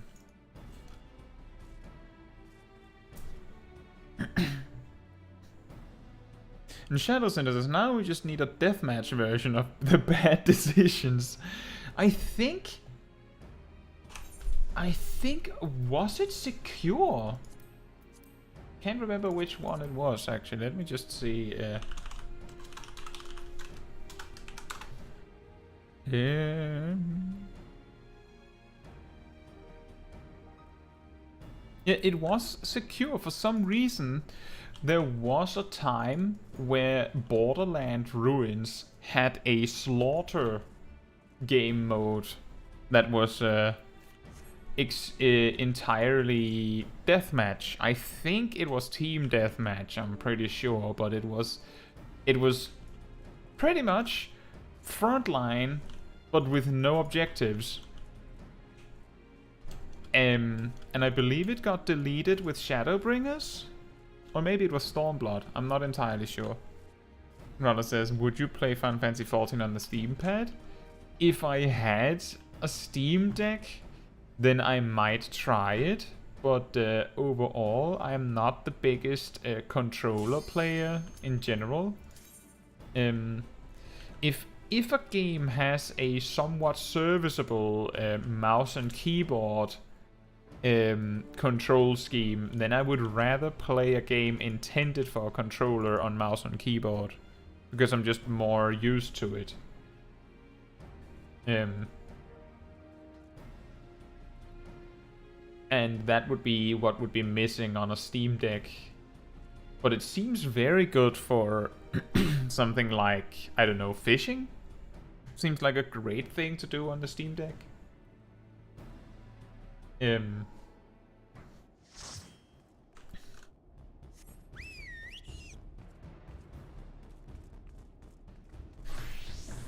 And I actually think, I'm pretty sure that Gabe Newell, you know, Mr. Valve himself, has stated that he has played Final Fantasy XIV on the Steam Deck specifically, so I mean, what better advertisement could you ever ask for, right?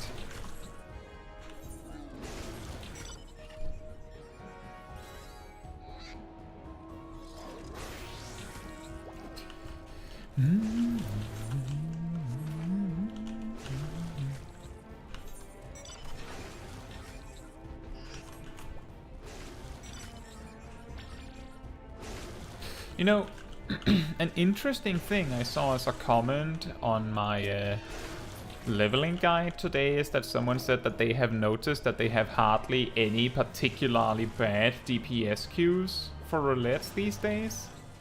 And I'm arguing that the reason why people are having really fast queues, even as DPS for roulettes recently, like for all roulettes pretty much, is because there's a lot of players that are farming astronomy to get all of the Mandeville relic weapons.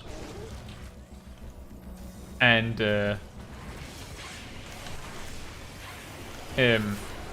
my suspicion is, I wonder when that will like slip up. When will we run out of people doing that, and then the queue times will go slow again? Just a random thought. Because it's very noticeable. Like, I don't know about you guys, but I have certainly seen a lot of times where DPS is the adventurer in need for something like expert roulette. Which is really weird. Also, what is really weird is that we're getting double teamed right now.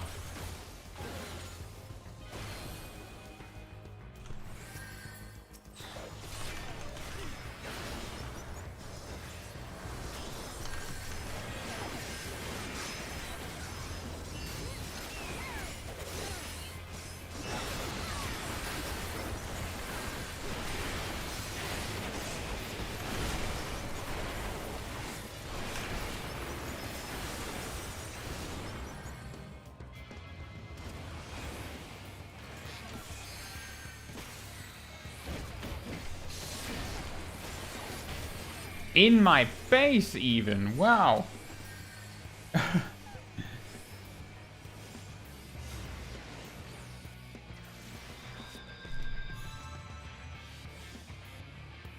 And Pokecheck says, I also noticed that, and I hope I reach level 90 before that queue time reaches its end.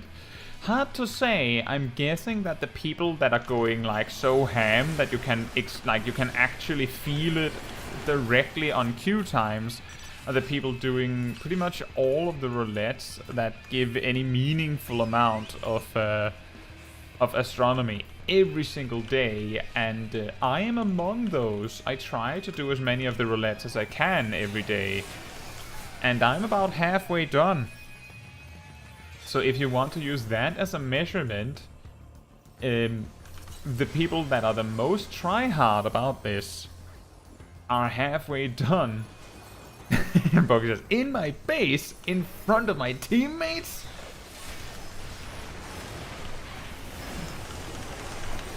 Oh dear. A little scary.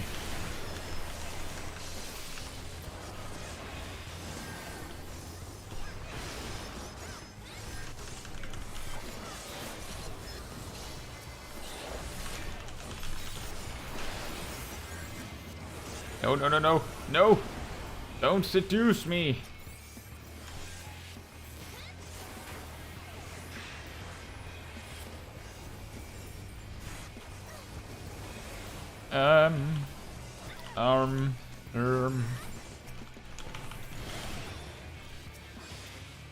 Hold this.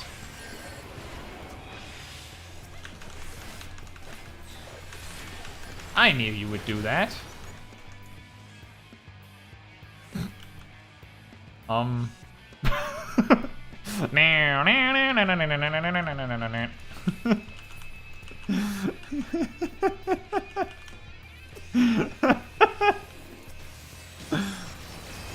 Hey, yo, guess what, guys? Limit break time.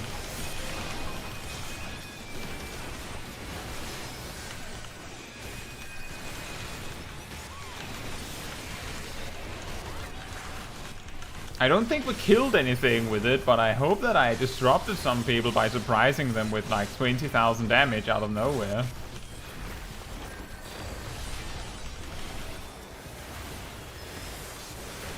No, no, no, no, no, no, no, no, no, no, no, no, no, not like this. Ow.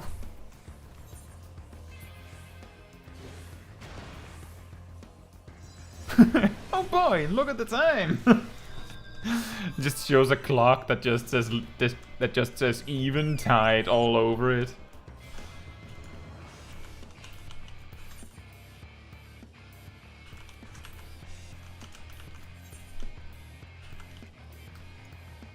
Yellow's really winning really hard right now.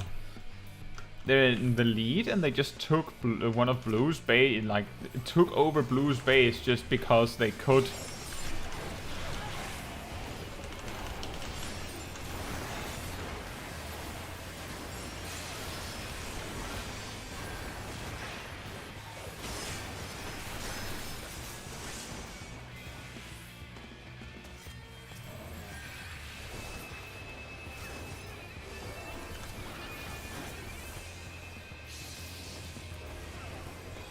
Yeah, it's a lot of white mage laser beams this match.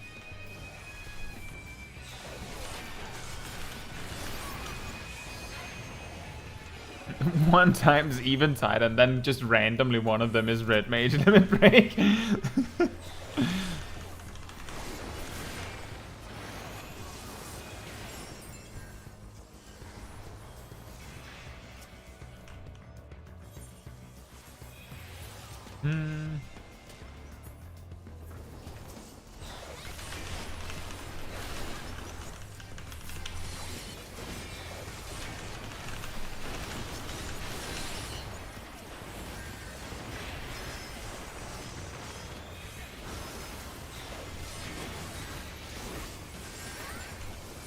It's big brain time. I was sitting there waiting for an enemy to jump into my team so that I could use them to jump into safety. And lo and behold, a warrior did it. Ooh, there's so many white mages.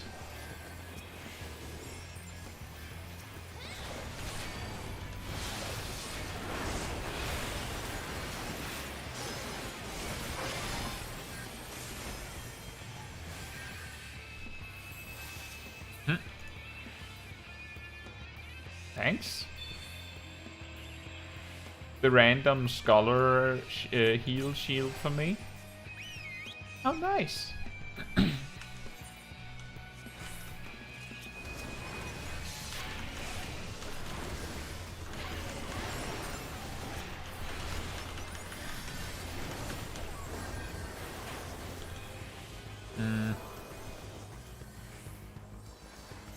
We need a little bit more to fight over for me to use my limit break, guys.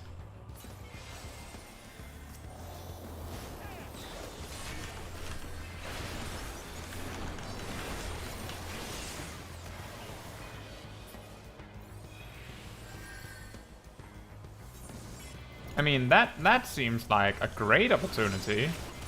Hey guys, look what I can do!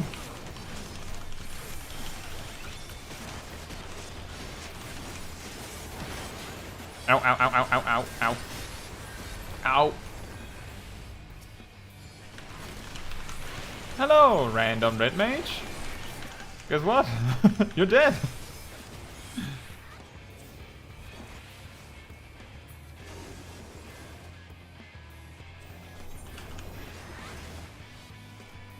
Yellow's base is being stolen?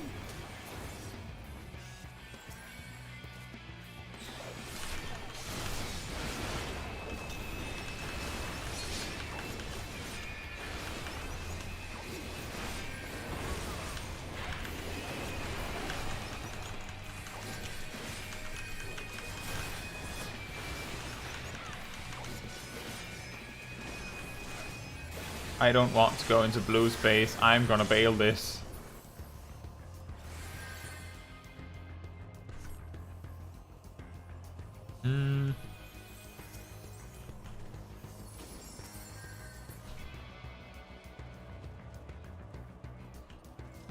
What can we do? What can we do?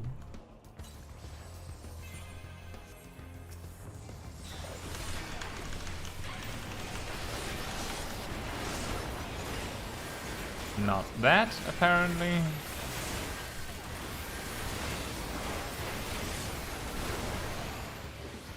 Ow.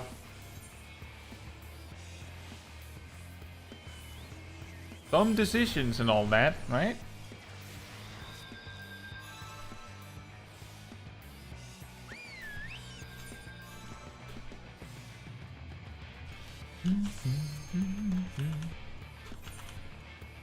Even if we had had Eventide, we wouldn't have survived. There was so much crowd control.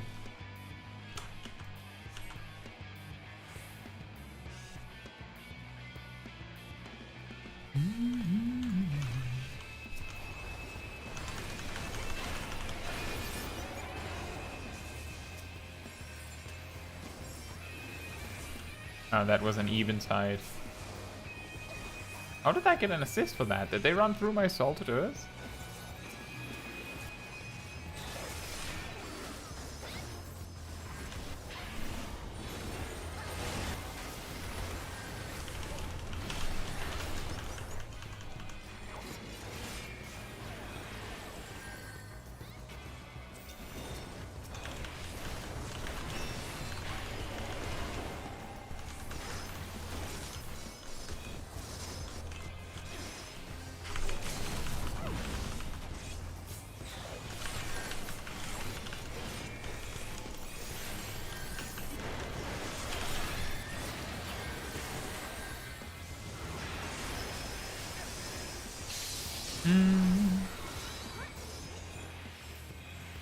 I think that was a decent... How? There's something weird going on with the Dancer limit break.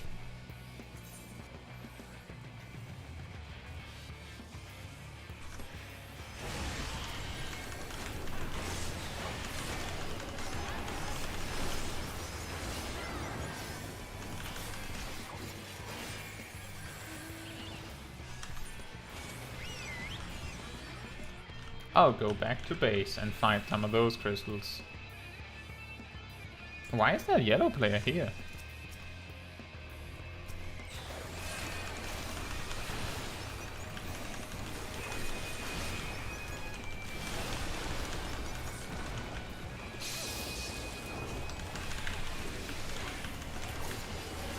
Don't know if he realized that that was a death sentence on his own. Just going for that in our base. Yeah. We got second place, which is still pretty nice.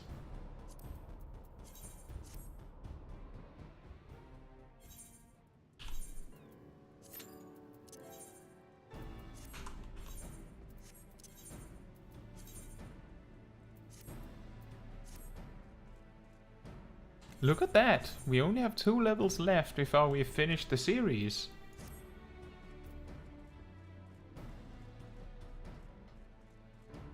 That says a lot about what it takes to get your series rank. I've only played PvP on stream this entire series. Which means that I've played PvP for like 3 or 4 hours every week. Since around the time of the start of the series, I believe. Something like that. But that's not that much, I don't think. 3 to 4 hours a week of PvP to get all of the series rewards, and like these from 26 to 30 are just extremely overkill. You don't need those.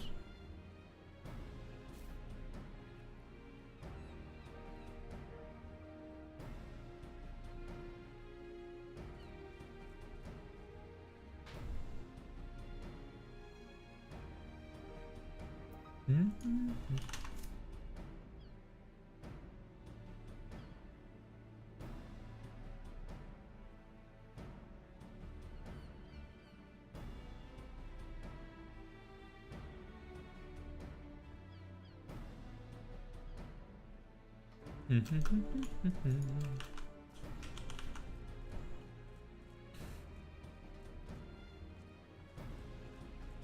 I think this next match might be the last one we'll do, and then we'll round up the stream.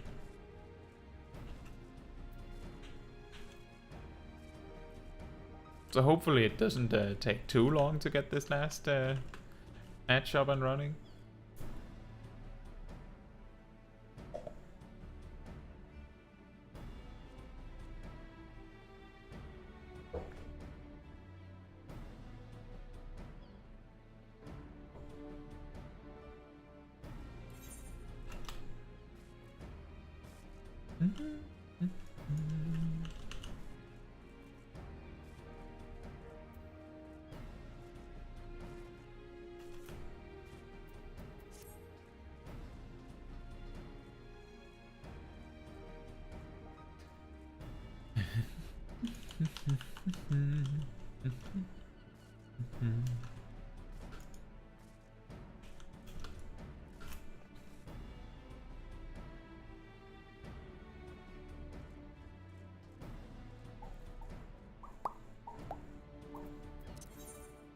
I think the strategy that I was thinking of with just spending health to kill the clusters really quickly has turned out to be pretty smart. It's just not that often that it turns out to be helpful.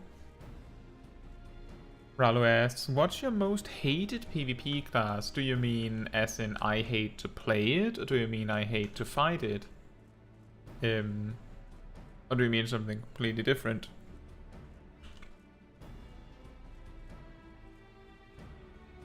For play Pokesix says both. And both actually. Okay, so I think my most hated job to play against is still White Mage. And the reason is just because Miracle of Nature, despite all of the nerfs that it has received, and it keeps receiving nerfs, like almost every single patch, there's something with Miracle of Nature.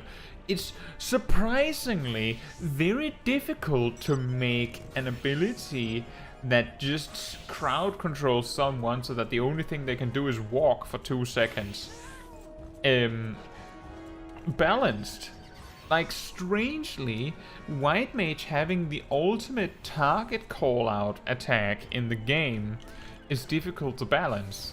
And they keep reducing the range on it and reducing the duration on it because apparently 3 seconds was too much, and apparently 20 yalms was too much, and apparently 15 yalms was too much. It's almost like it's overpowered, and there's no way to make it fair, is what I'm seeing. In terms of playing, I don't enjoy playing pretty much both Dancer and Sage. I have a lot of difficulty with because of having to manage like a tool where you have to place it on someone else. You can compensate for that on Sage by just putting it on yourself and completely ignoring the possibility of putting it on anyone else. Just completely ignoring it. You can do that. But that sort of leaves something to be desired. On the other hand, if you play Dancer, you actually have to play ball. You have to choose someone to pair up with, and that's really difficult.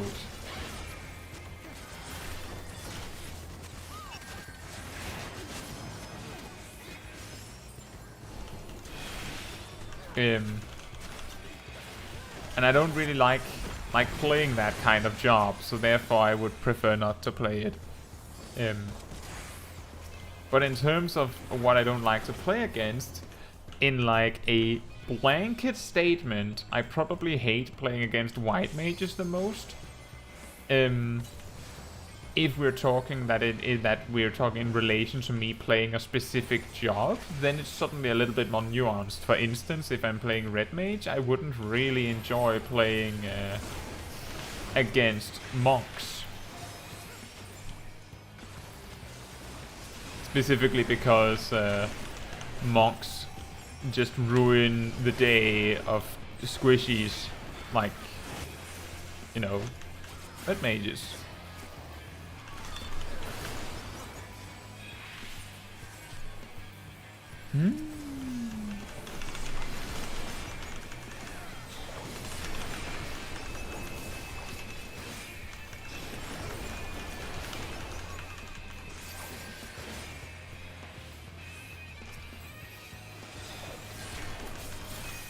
There's someone marking, and it seems to help somehow.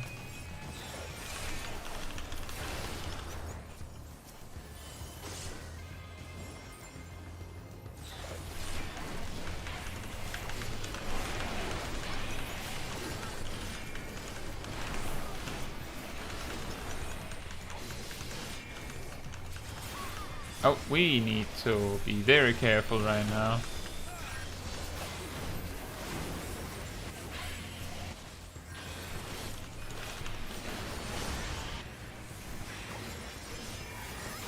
Where's my team?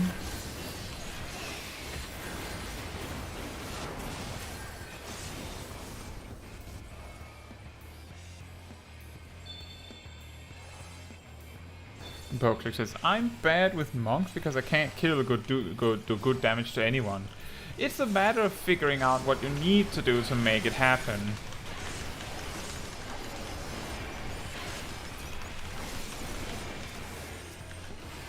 Because I know that feeling. It's like when you're trying to play a job but you haven't really figured out how they're supposed to be played. It feels like nothing's working.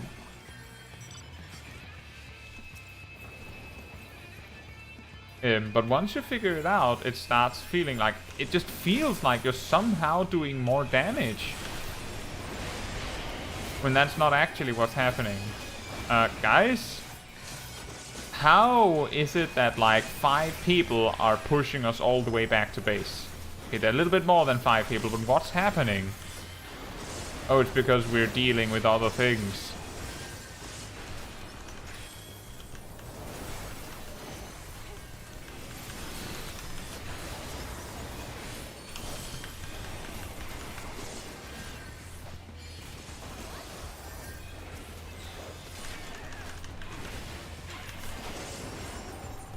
Did we do well?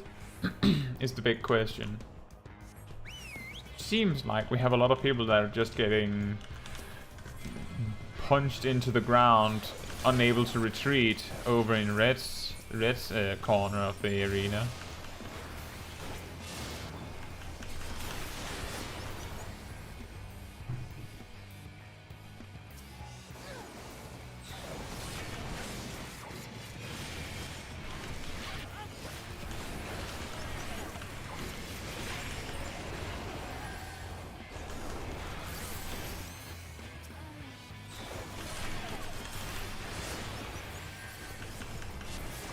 Ah, the fake whoopsie. Of course.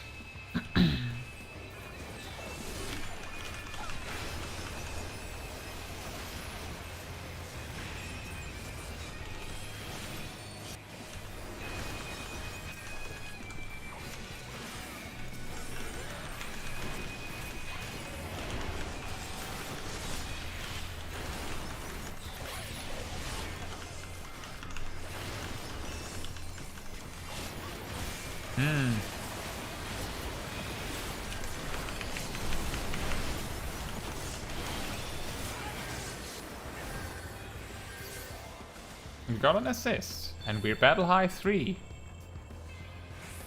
We somehow got out of there alive and left a nice dent on the enemies trying to get to us, I hope.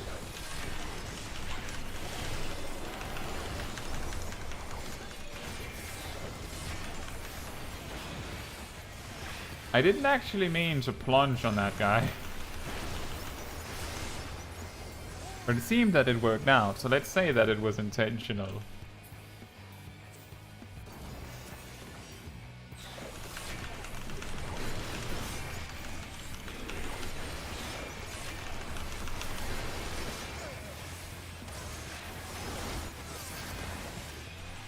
We have Battle High 4 now.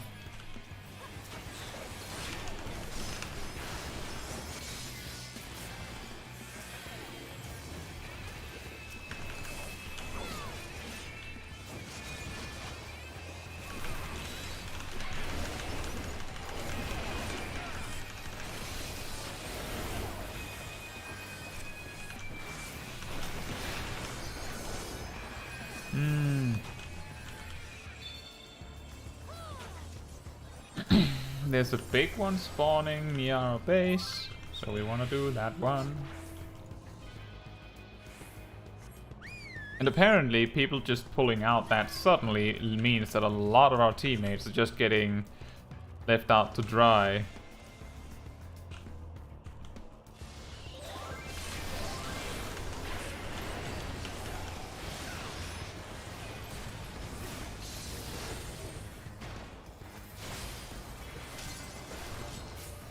What I want to do right now is survive long enough that I have Quietus for an eventide troll moment. Like so.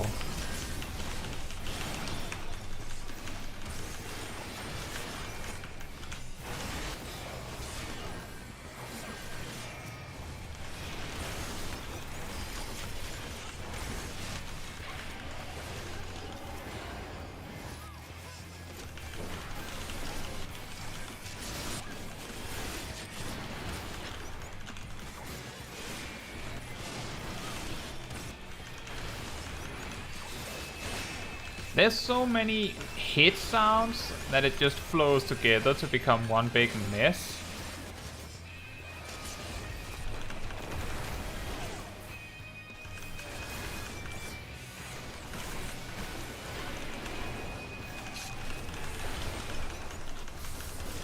And we got a triple kill there, nice!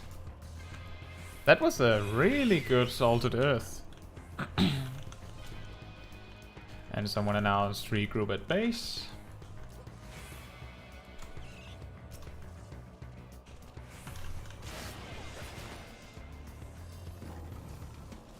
Now this is going to be the scary part. Da-di-da-di-da. Excellent!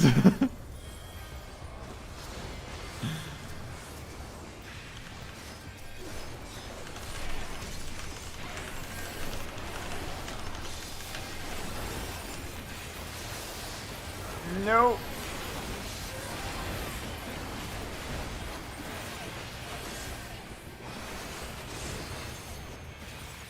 I'm not sure how I lived that, but I like to credit whatever healers decided that I was worth saving. I'll let whoever cast a single heal on me, whoever it was, have the credit for that one.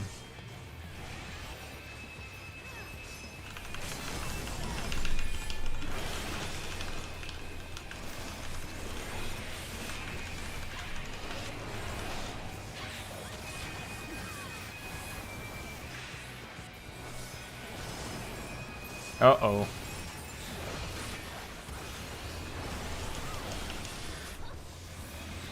What is happening, Blue? Why are you in our base?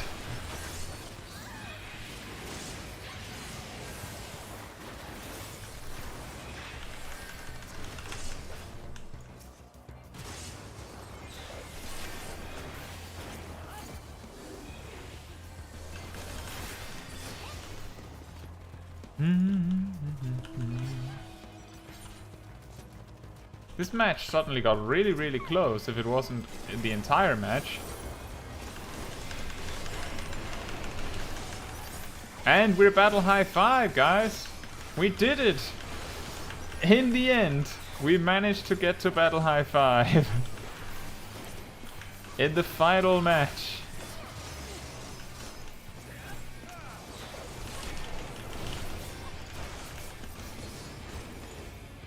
What a journey. From me just messing around and feeling like I have absolutely no idea how to do anything with Dark Knight in a big mess of a battle, to me just going in and using Eventide because it's funny.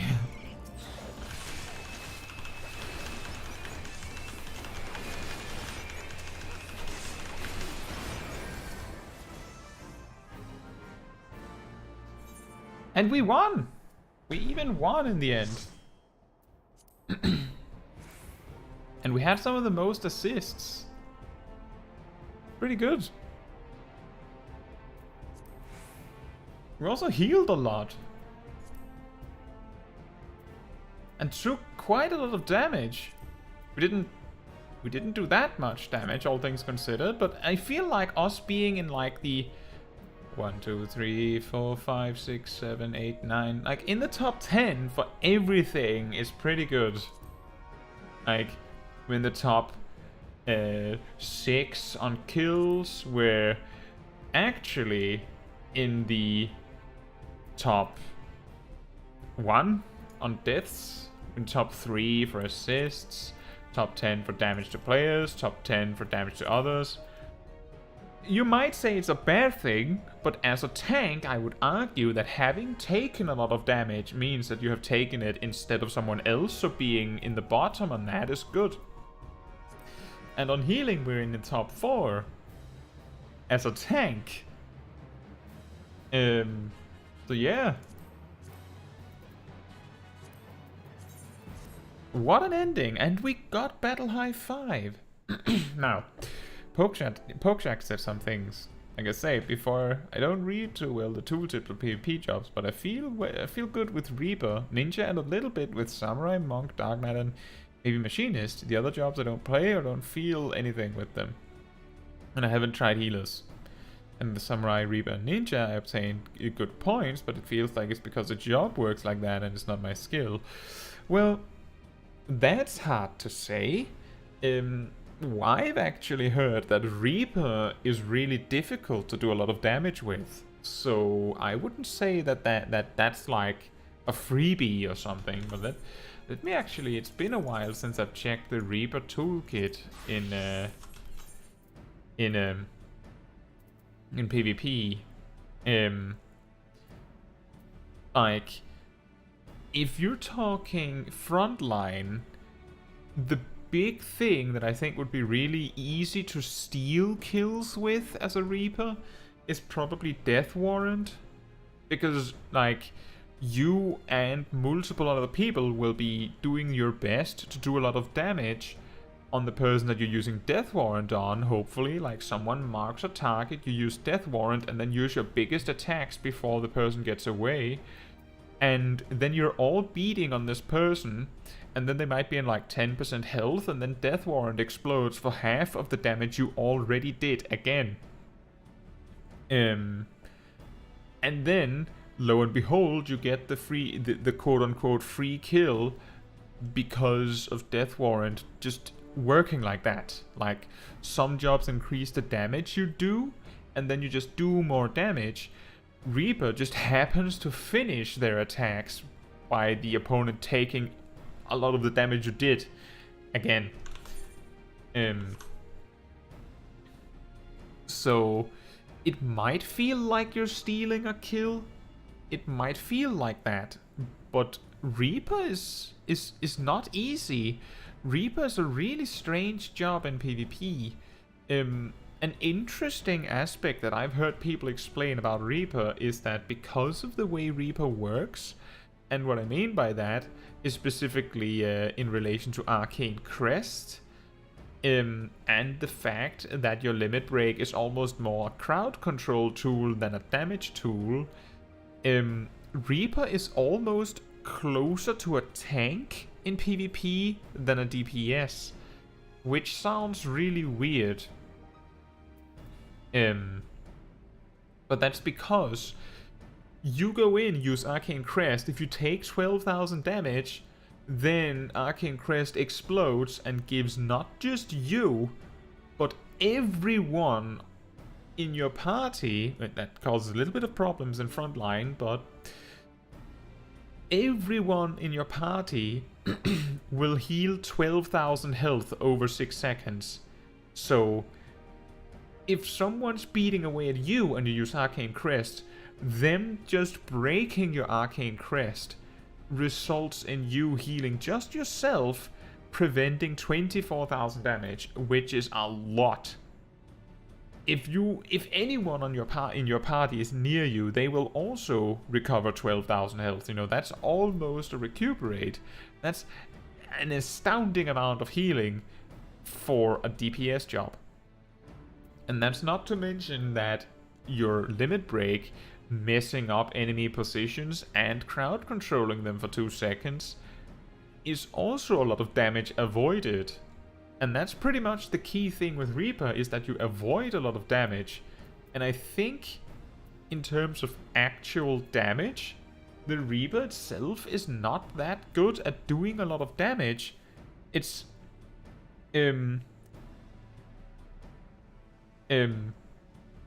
it's more that it is very good at doing consistent damage. Like, you walk up to someone, you use Soul Slice, 8,000 damage. Maybe you use Grim Swathe, and then you can use Gibbet and Gallows back to back. Hey Linda Belfast, thank you so much. Let me just read that super chat out loud. That's incredible. Hi Kaitsu, love your work. You're the only person I go to for job guides. You make them so easy to understand, especially for a sprout like me. Thank you so much. That's really, that's what really matters. That you learn from it, and that was what made me start on making guides in the first place. Really, really nice. It always makes me so happy to hear. Thank you so much, Linda.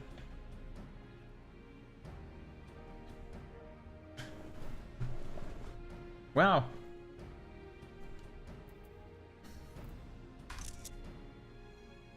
Thank you. Oh.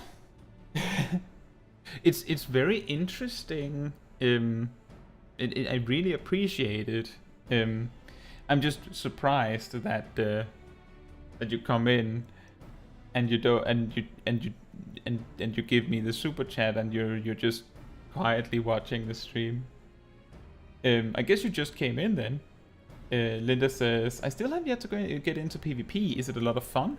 It is actually a lot of fun. We just finished up this session of Frontline.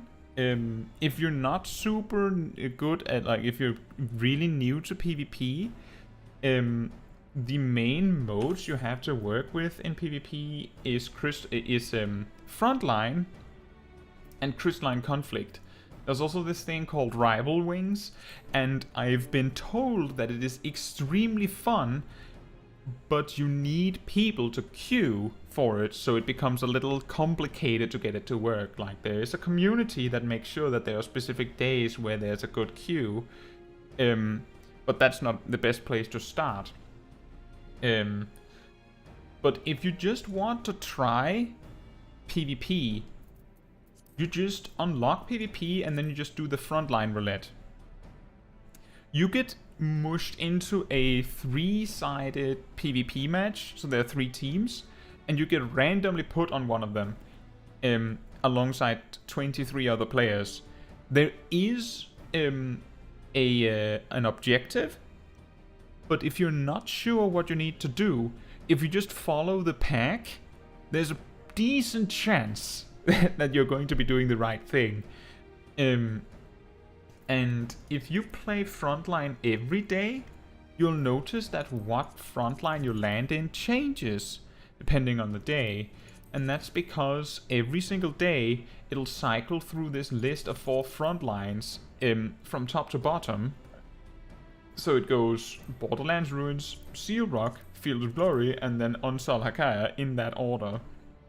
So that means tomorrow it's going to be Unsal Hakaya, which is extremely popular as far as I know. one thing you'll notice if you go into PvP, Linda, is that your job's action bar is completely different. Like, it's completely different from what it would normally be. So you have to, like, instead of just checking your your actions and traits like this, you have to click here, your character list. Is my mouse hidden? Has my mouse been hidden this entire session? Let me just fix that. It's a little bit easier for me to explain. My mouse is here. I'm sorry about that. I was recording something earlier today. You click character. Then there's this PvP profile, which is what I have open here. And you can also just drag it. And then you go to job. And then there's everything. You can only put them on your bars when you're in a PvP area, so you have to go to Wolf's Den Pier to prepare yourself, and there's some striking dummies like around the place, so you can practice. And then you just have to read over your skills again. Some jobs work completely different from what they do in PvE. For example, scholars don't have a pet. At all, no pet. Technically, they can summon their Seraph temporarily, but in general, they play without a pet. And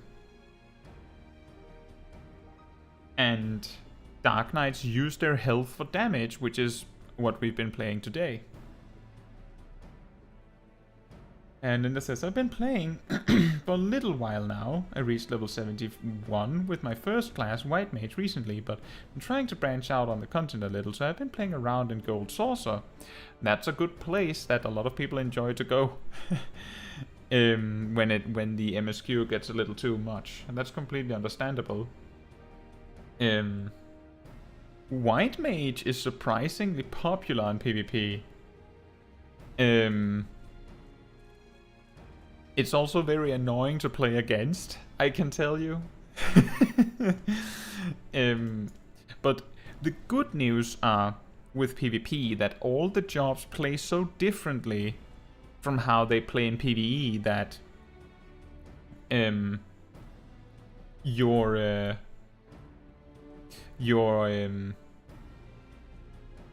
what you're used to playing doesn't actually matter very much when you get into PvP. If we just take a little look at the White Mage toolkit just to show you something that you might be familiar with, you can see that you do have Cure 2, but you can only use it twice. It has a cooldown. So the intent is actually that the majority of the match you're going to be casting attacks and thinking about where you're positioning yourself and things like that. You also have more new attacks like Seraph Strike and Miracle of Nature. The most obnoxious ability in the game for PvP. And Pokeshak mentions how you unlock PvP in your Grand Company. That is correct. And Linda says, I was actually wondering what even is the point in playing a support in PvP, but I've never really played MMO PvPs. So I'm surprised that you're wondering what a support would do in PvP. Often people ask what a tank does in PvP. The simplest way to understand it is that once you enter Final Fantasy XIV PvP, there isn't really such a thing as a tank or a healer or a DPS. It's a lot more complicated. The best way I think I can explain how they completely break apart the roles is that Ninja is closer to a ranged job than a melee job, and Red Mage is closer to a melee job than a ranged job because of the toolkit they've been given.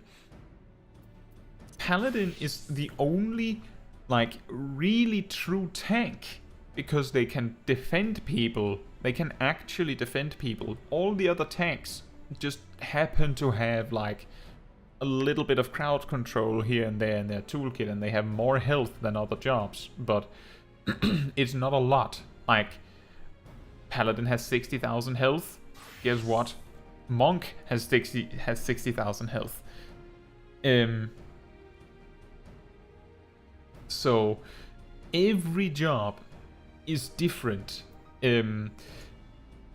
Let me just say, I guess kind of frequently I imagine 1v1s and free-for-alls, which is inaccurate since it's most likely team versus team. Yes, the only PvP like modes that are actually, you could say, sanctioned in Final Fantasy XIV is 5 versus 5 in Crystalline Conflict, and 24 versus 24 versus 24 in Frontline. So it is intended to be like army matches or small teams. So if you imagine that your job would be lacking something, for instance that a support wouldn't have the damage to fight, correct. All the healers are like bring something special to the table. To go over the list, White Mage is actually one of the best shot callers in PvP, and a shot caller is of course the one that goes kill that person. And the reason for that is Miracle of Nature. If the person isn't using guard, which is this, then Miracle of Nature will take away the opponent's ability to do anything other than moving. And unlike all other crowd control in the game, you can't remove this. If you get Miracle of Nature off on someone, they cannot do anything for 2 seconds. This is normally beholden to only limit breaks. So that makes the White Mage very unique in that regard. And it makes it only even more problematic because the White Mage also has a 40 yawn long AoE stun. So that's how the White Mage tends to play. You like try to make take the call the shot on who your team should kill, and then you just hang back and try to keep people alive and try to support whatever they're doing. Astrologian is also a shot caller, but it shot calls in a different way because it boosts its team's damage and lowers the enemy's damage. And the Scholar does the same. In fact, the Scholar can boost its entire team's damage output while also reducing the entire enemy team's damage output and also doing a lot of damage on the enemy team. So you can see how each healer gets a very different role in a PvP setting than they would in a PvE setting. In fact, I think White Mage and Astrologian are the only healers that can reliably heal someone. So and Scholar and Sage Maud just has the ability to cast some support healing a little bit, but it's more like a side effect. Hello, Enai Kid. PvP went okay. We got 4 wins, 3 second places and 3 third places tonight, and now we're just talking a little bit at the end, which I always do. Give people an opportunity to ask any questions on stream that they want, and Linda has asked a little bit into how PvP works.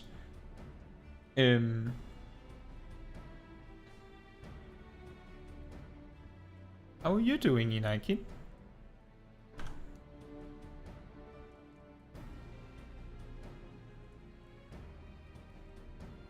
And then, yeah, go on, Linda.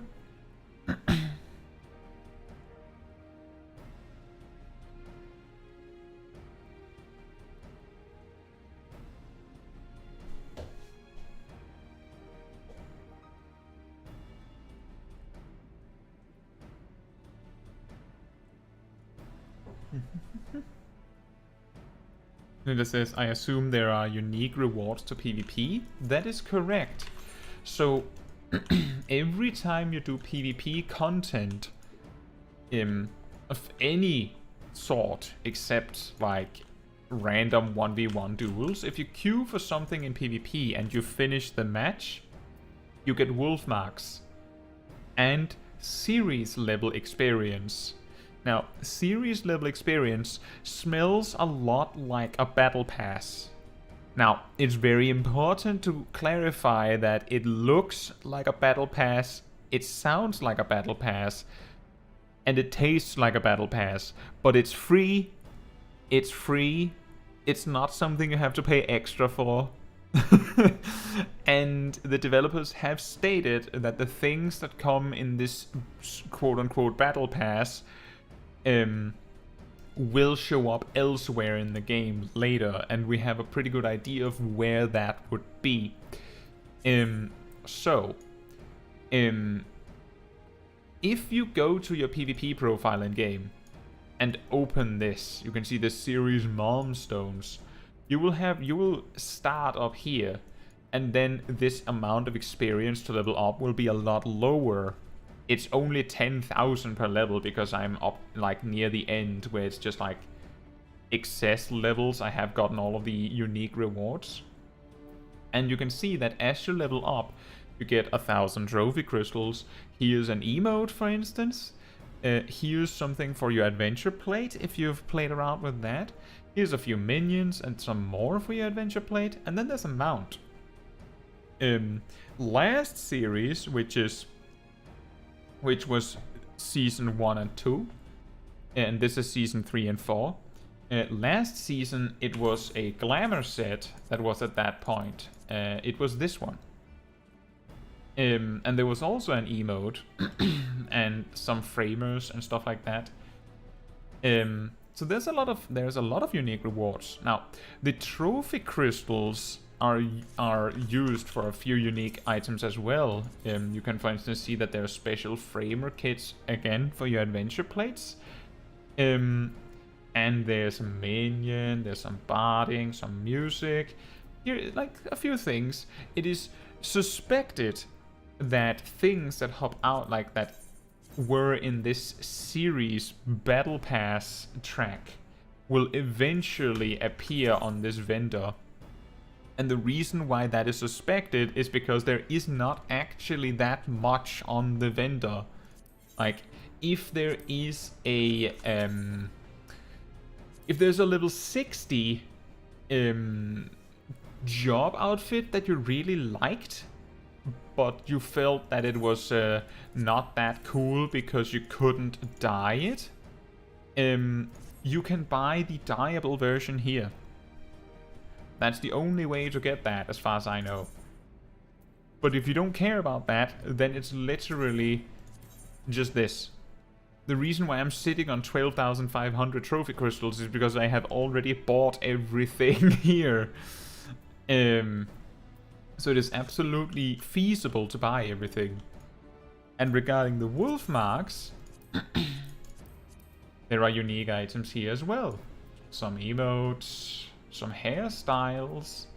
Was it Ralu that, or was it Lu? I believe it was Luwil that was grinding for a specific hairstyle. There's some minions.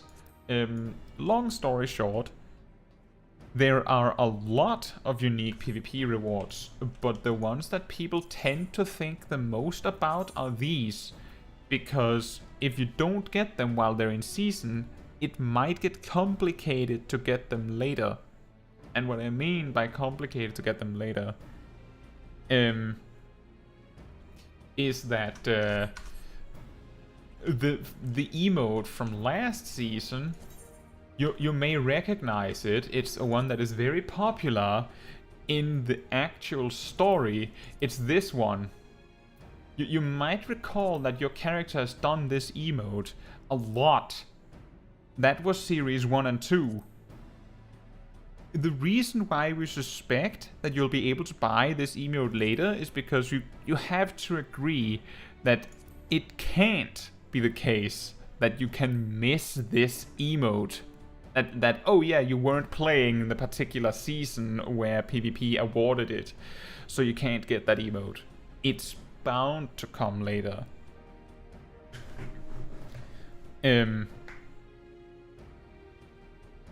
But that's it. Like, there's some emotes, there's sometimes a mount, there's some glamour to be had.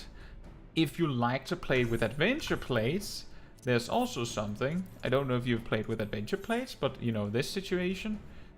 If you do like Crystalline Conflict ranked, you get special borders in relation to your rank. And you can buy special poses for different jobs, which can make your portraits much more interesting. Although, as you can see, I very much like to use some more generic ones like this one. Linda says, I love some of the unique hairstyles, but my character's Vieira, so I can't use any of them. Oh, well, I don't know if you can use that like those hairstyles. Maybe you can. It would probably be helpful to check on the individual hairstyle. I can't remember. Do you know, Pokeshack, if do you recall if Lowell has complained about Vieira hairstyles, or was that someone else? Can't remember what race gender Lowell plays.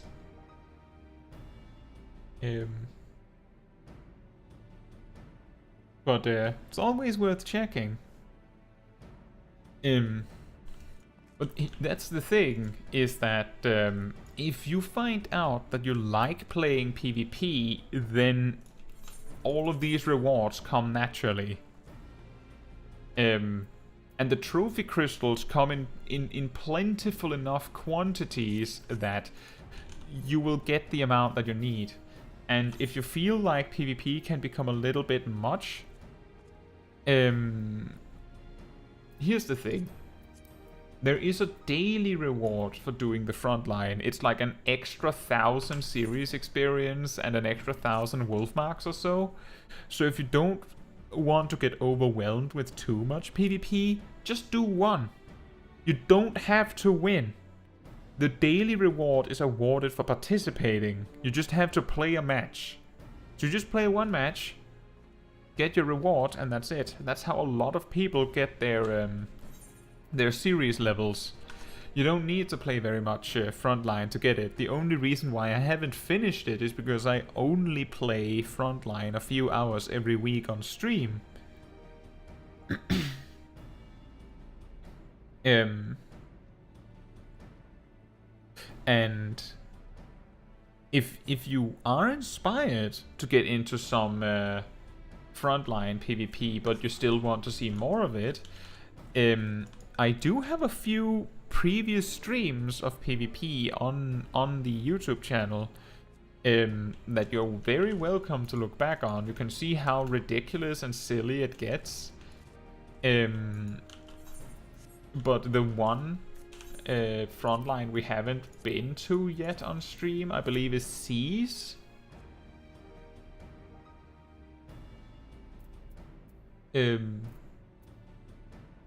But Seas is a little similar to Onsalaka. It's just that you can recapture points until they're finished, while you can't in Onsalaka.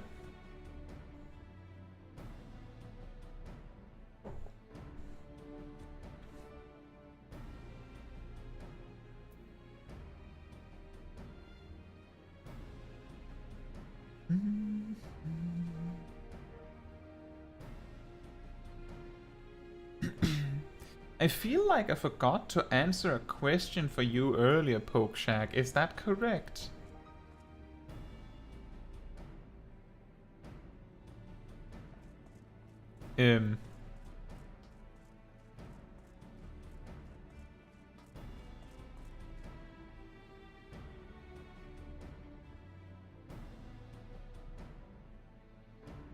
Linda says, I got to go. I don't know if you're still here when I get back, but if you aren't, it was nice catching. I am an American player, so it's hard to catch you streaming sometimes. Yeah, I know. I believe Pokeshack catches me in the morning, usually. I'm sorry about that. The thing is that when I stream, I start in the evening, and I pretty much stream until it's bedtime for me. So I try my best. I'm in Denmark. But I'm really glad that you passed by, Linda. Thank you so much. I'm probably going to have this stream ended within the next half hour or so at the very latest. But I hope you have a good day. Because I'm guessing it's like morning or noon for you.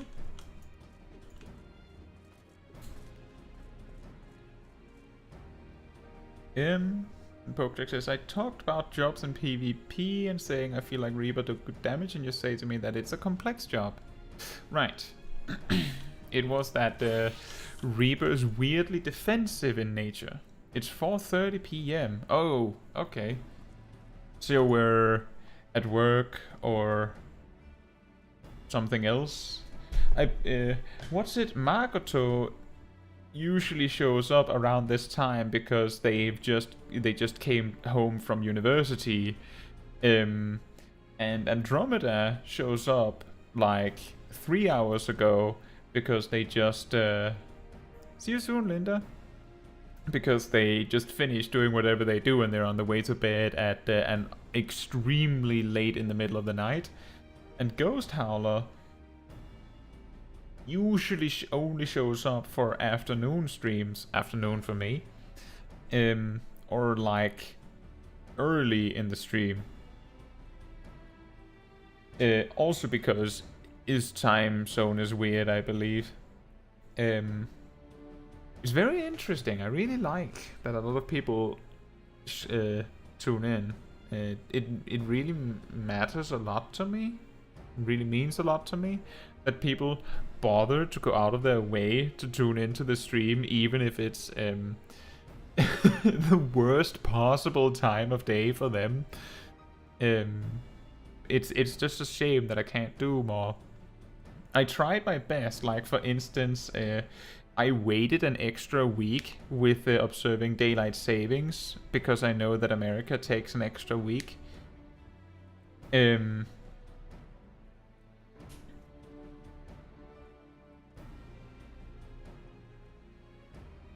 But that's one thing that I'm uncertain about with Reaper because I've played it so little.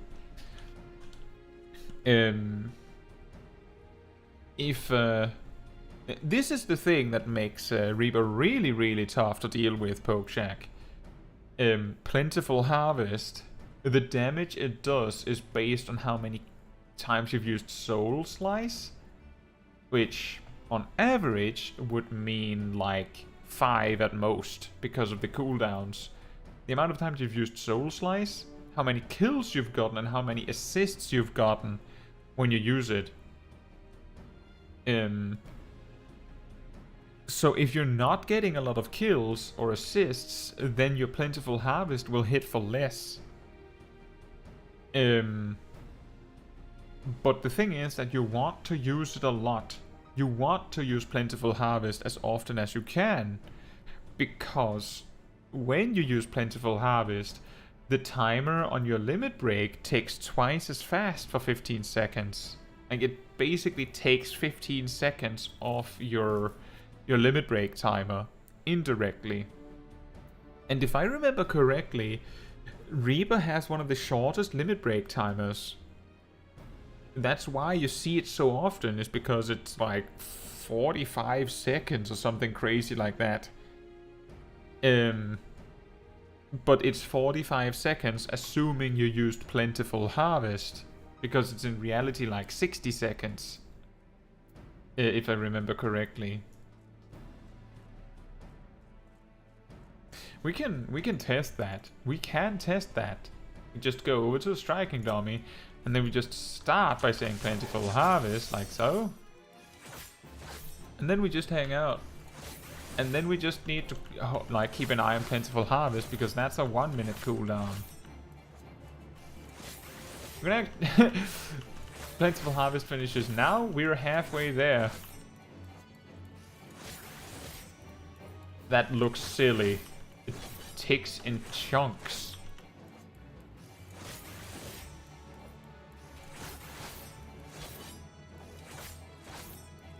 I'm just spamming the attack to make sure that if that matters for the limit break ticking.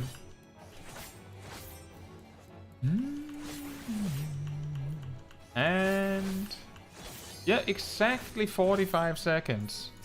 And because Plentiful Harvest just makes it take double time for its duration, it means that your actual limit break timer is 1 minute.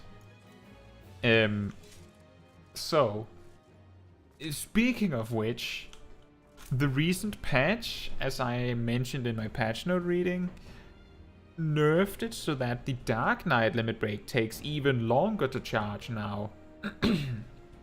The reason I'm mentioning that is because the shorter the time it takes for your limit break to charge, the more important it is that you use it a lot. Like, because of how quickly your limit break charges as a Reaper, you pretty much want to use it almost immediately when you get it. You want to find a time, like a place where it makes sense to use it the instant that it readies, because it's simply too valuable not to. There's also the part where when you use it, it gives you, 32,000 damage, actually 36,000 damage to do in like 6 seconds with a bind attached to it that is AoE, and then 16,000 to do after that. Like, it's an insane amount of damage you can do in a very short time frame, and when you're not using your limit break, it's like, it's almost like to make the little Yu-Gi-Oh reference based on what we talked about earlier. It's almost like Reaper plays defense position with all of their defensive tools like Arcane Crest and Hell's Ingress, and a little bit of lifesteal from Harvest Moon to just survive. And then when your limit break comes up, you switch to attack position. And Pokeshak says, I don't understand the use of Communio and lose my fast stack. So the reason why Communio might feel a little strange is because you're supposed to know this ability from level 90. So let's take a little look at max level Reaper in PvE. In PvE, when you use Enshroud, you get 5 Lemure Shroud stacks. And when you use Cross Reaping or Void Reaping, which you alternate between, you get Void Shroud stacks, which you then in turn use on Lemure Slice, which is an ability. So you go 1, 2, 3, 1, 2, 3. Or rather, you go 1, 2, 3, 1, 2, 3, right? And the important thing is you go 1, 2, 3, 1, 2, 3, stop. And then you use Communio, because when you use Communio, it spends all of the stacks you have and ends Enshroud immediately. Exactly, Pokeshak. It's exactly like Confiteor. It's exactly like Confiteor from Paladin. It's 100% like that. 100%. So if you understand Confiteor from Paladin, it's that. It's just that. It's that simple. It's just Confiteor. So you want to do 1, 2, 3, 1, 2, 3, and then Communio. And if you use Communio early, you'll finish early, which occasionally can be relevant. In PvP, your Tenebrae Lemurum, much cooler name I have to say, does the same. It works exactly the same with one exception. Instead of having 2 Lemure Slices, you have 1, and it's an AoE, and it binds. Which means that the likely scenario is that your burst is going to look like you do this, and then you go this, and then you probably bind your target so they don't leave, and this, and this.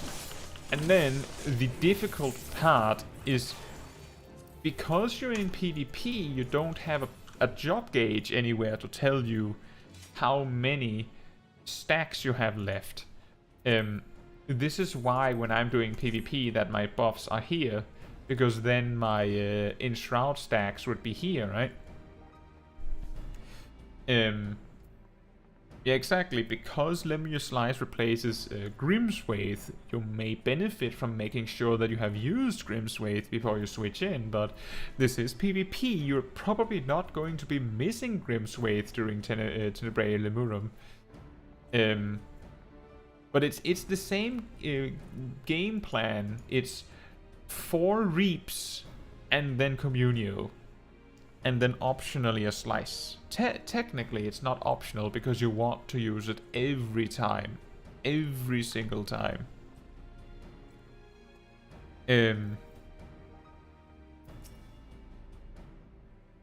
Now, the only other thing to keep in mind is that if there ever was a time to make sure you're using Death Warrant, it's when you're using Tenebrae Lemurum. I'd have to just test it here now, just to make sure that I'm not saying something incorrect. Don't know how much you play Reaper and PvP. I don't really play Reaper and PvP, so most of what I'm telling you is like on a theoretical basis. We can talk about it, and we can look at the tooltips, and I have a pretty good idea of what we're doing, but I don't know.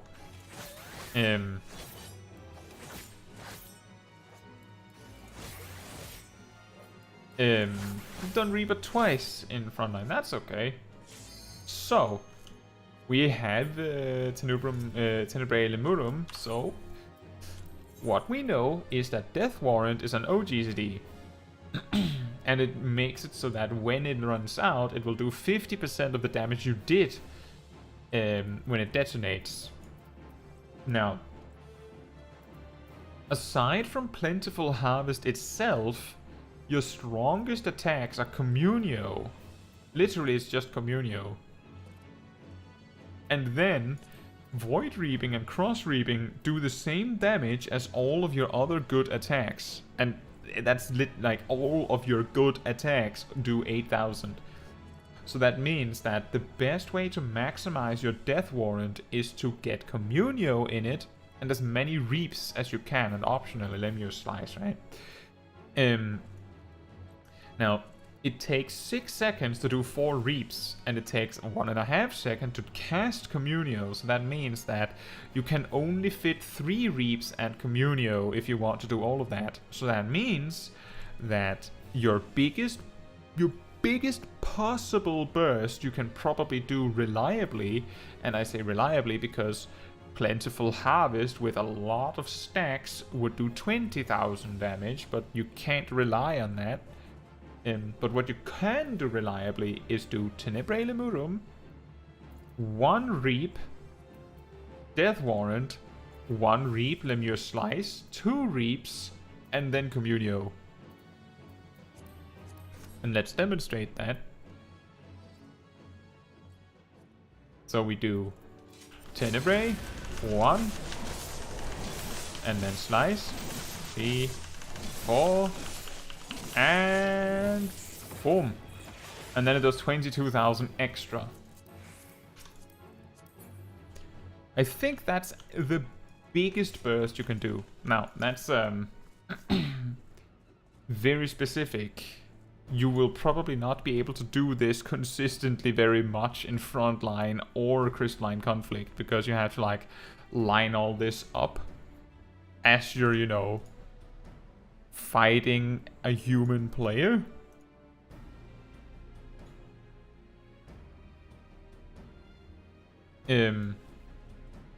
But the idea is there, right?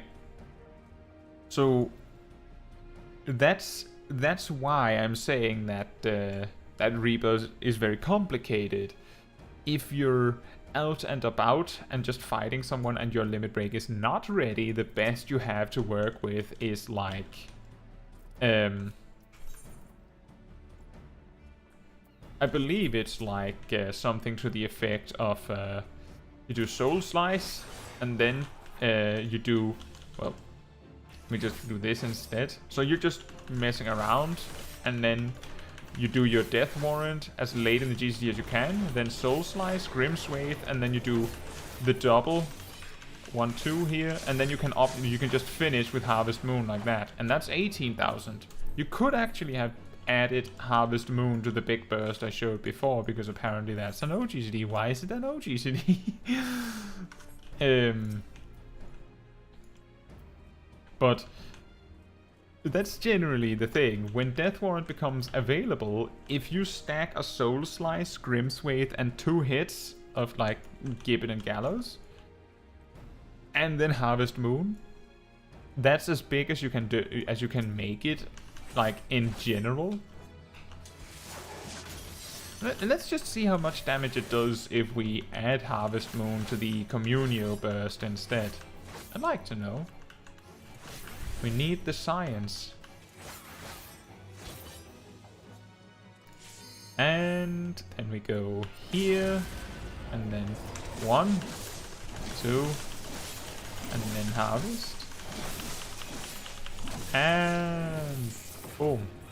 26,000. So that is a lot of damage. I have to keep in mind that in a frontline it'll do much less because of all the damage reduction inherent in players, but it should do still 50% of whatever much you do unaffected by damage reduction, if I remember correctly.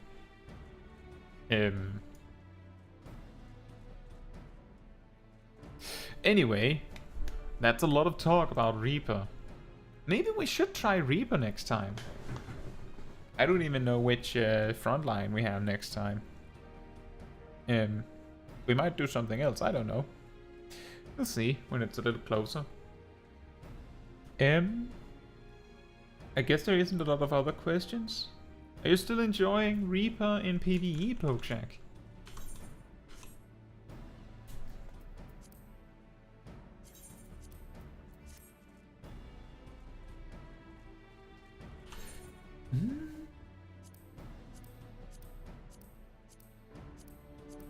Oh, we would actually have Seal Rock next Tuesday. Interesting. I'm not sure how good Reaper would be in Seal Rock, not that it matters.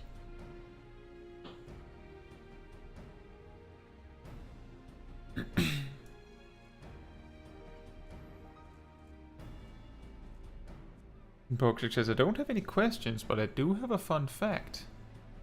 It's not a fun fact. Is it an unfun fact? Let's hear it.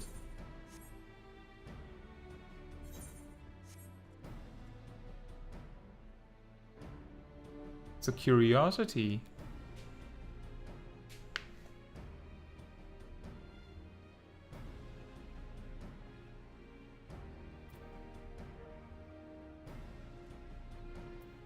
Mm-hmm.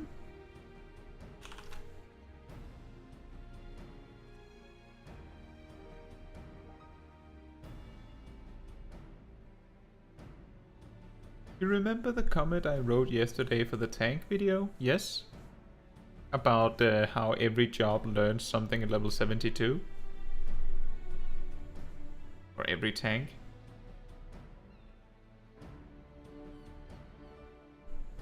What about it?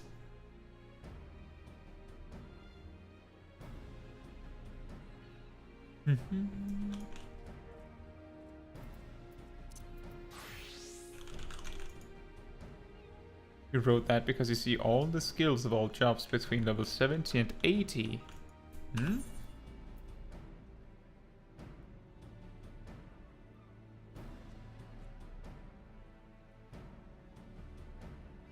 Right?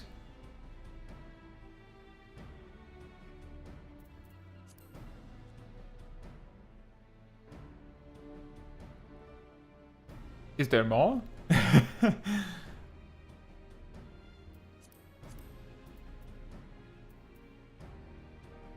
All the tanks gain AoE, all mages gain single target skills, all healers potency boosts and AoE healing.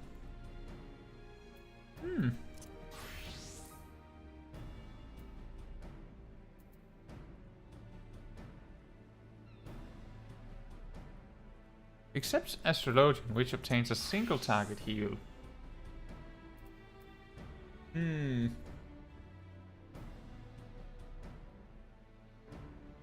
Well,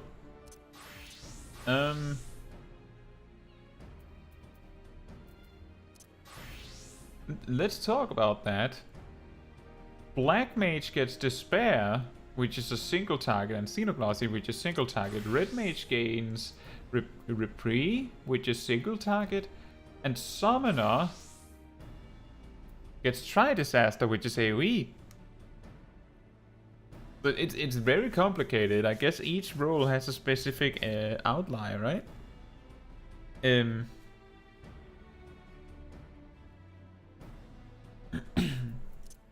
Or did you mean level 72 specifically?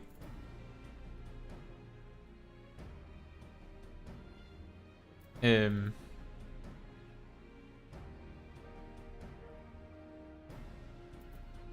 you mean specifically level 72? Because then you're right, it's Ruby, Topaz, Emerald, right? And then Red Mage gets a boost to its single target OGCD attacks, and Black Mage gets Despair, and all of the tanks get some sort of AoE attack, that's correct. And the only reason why Dark Knight does not is because, and you can actually see that it's missing. You can see that it's missing. Because Dark Knight gets nothing at level 72 now. Because they get Stalwart Soul at level 72. But that was then moved to 40. Pokecheck says at level 78 all healers obtain AoE, but Astrodian obtains a single target.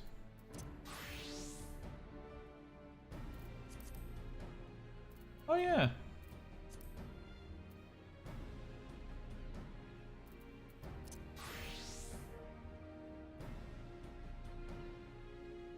But yeah, it's very different. You can make some comparisons between roles. It makes sense when they get things. The fact that all of the tanks get some sort of addition to their AoE at level 72 makes sense because in Stormblood most jobs only had like a single attack for AoE. Especially melee jobs, because you wouldn't be able to use your AoE very much. To try and explain this, Overpower cost 110 TP to use. TP, which you had 1,000 of. And you only recovered like 60 every 3 seconds, if I remember correctly. So you can imagine if you're spending 110 every 2.5 seconds or 2.4 seconds, but you only get 60 every 3 seconds, you're only going to be using Overpower for like 30 seconds, and then you're done. So it wouldn't be very interesting to also have Mithril Tempest, which would also spend TP. So most melee jobs just had the one because nothing more was needed. Now in Shadowbringers they removed the TP gauge entirely, which meant that a lot of jobs now were far more interested in having, you know, more interesting area of effect attacks, right? Which makes sense. It makes perfectly good sense. But that's the explanation as far as I know. But that is an interesting observation, Pokecheck. That is an interesting observation. And you say, I see this because I begin to level tanks and I die in Whole Mr. Switch at level 71 with max level 72 and I feel weak and squishy. I want to see all the jobs what they unlock. Right. You'll run into the same problem at level 81. Because of the fact that all tanks, and this is all tanks, learn their upgrade to their short cooldown defensive at level 82. All 4 of them. Even though Dark Knight is a little strange about that. But that means that if you're doing that first dungeon at level 81, it feels way harder than if you're doing it level 82. It's like a universe of a difference. Even for Warrior. Because the dungeon feels a little tough. compared to other dungeons for the rest of the expansion.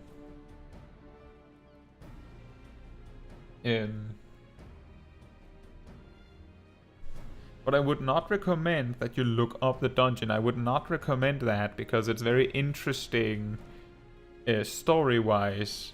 You would enjoy seeing it for the first time as you go there yourself. Now, that was I think that was a good stream.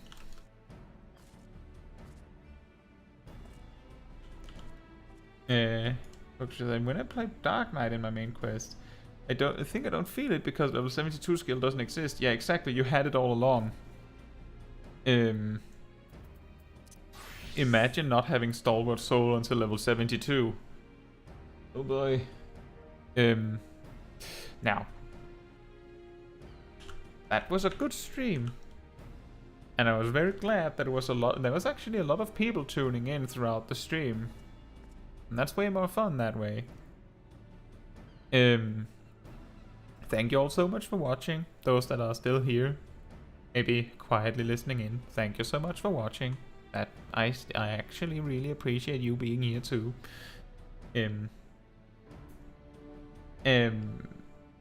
I don't have anything else to add. We are going to be doing the MSQ stream on Saturday as always, right after the video premiere, as there is every week, and I hope to see some of you there.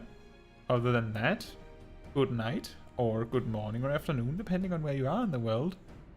And thank you so much for watching, and thank you, and good night to you, Inaikid.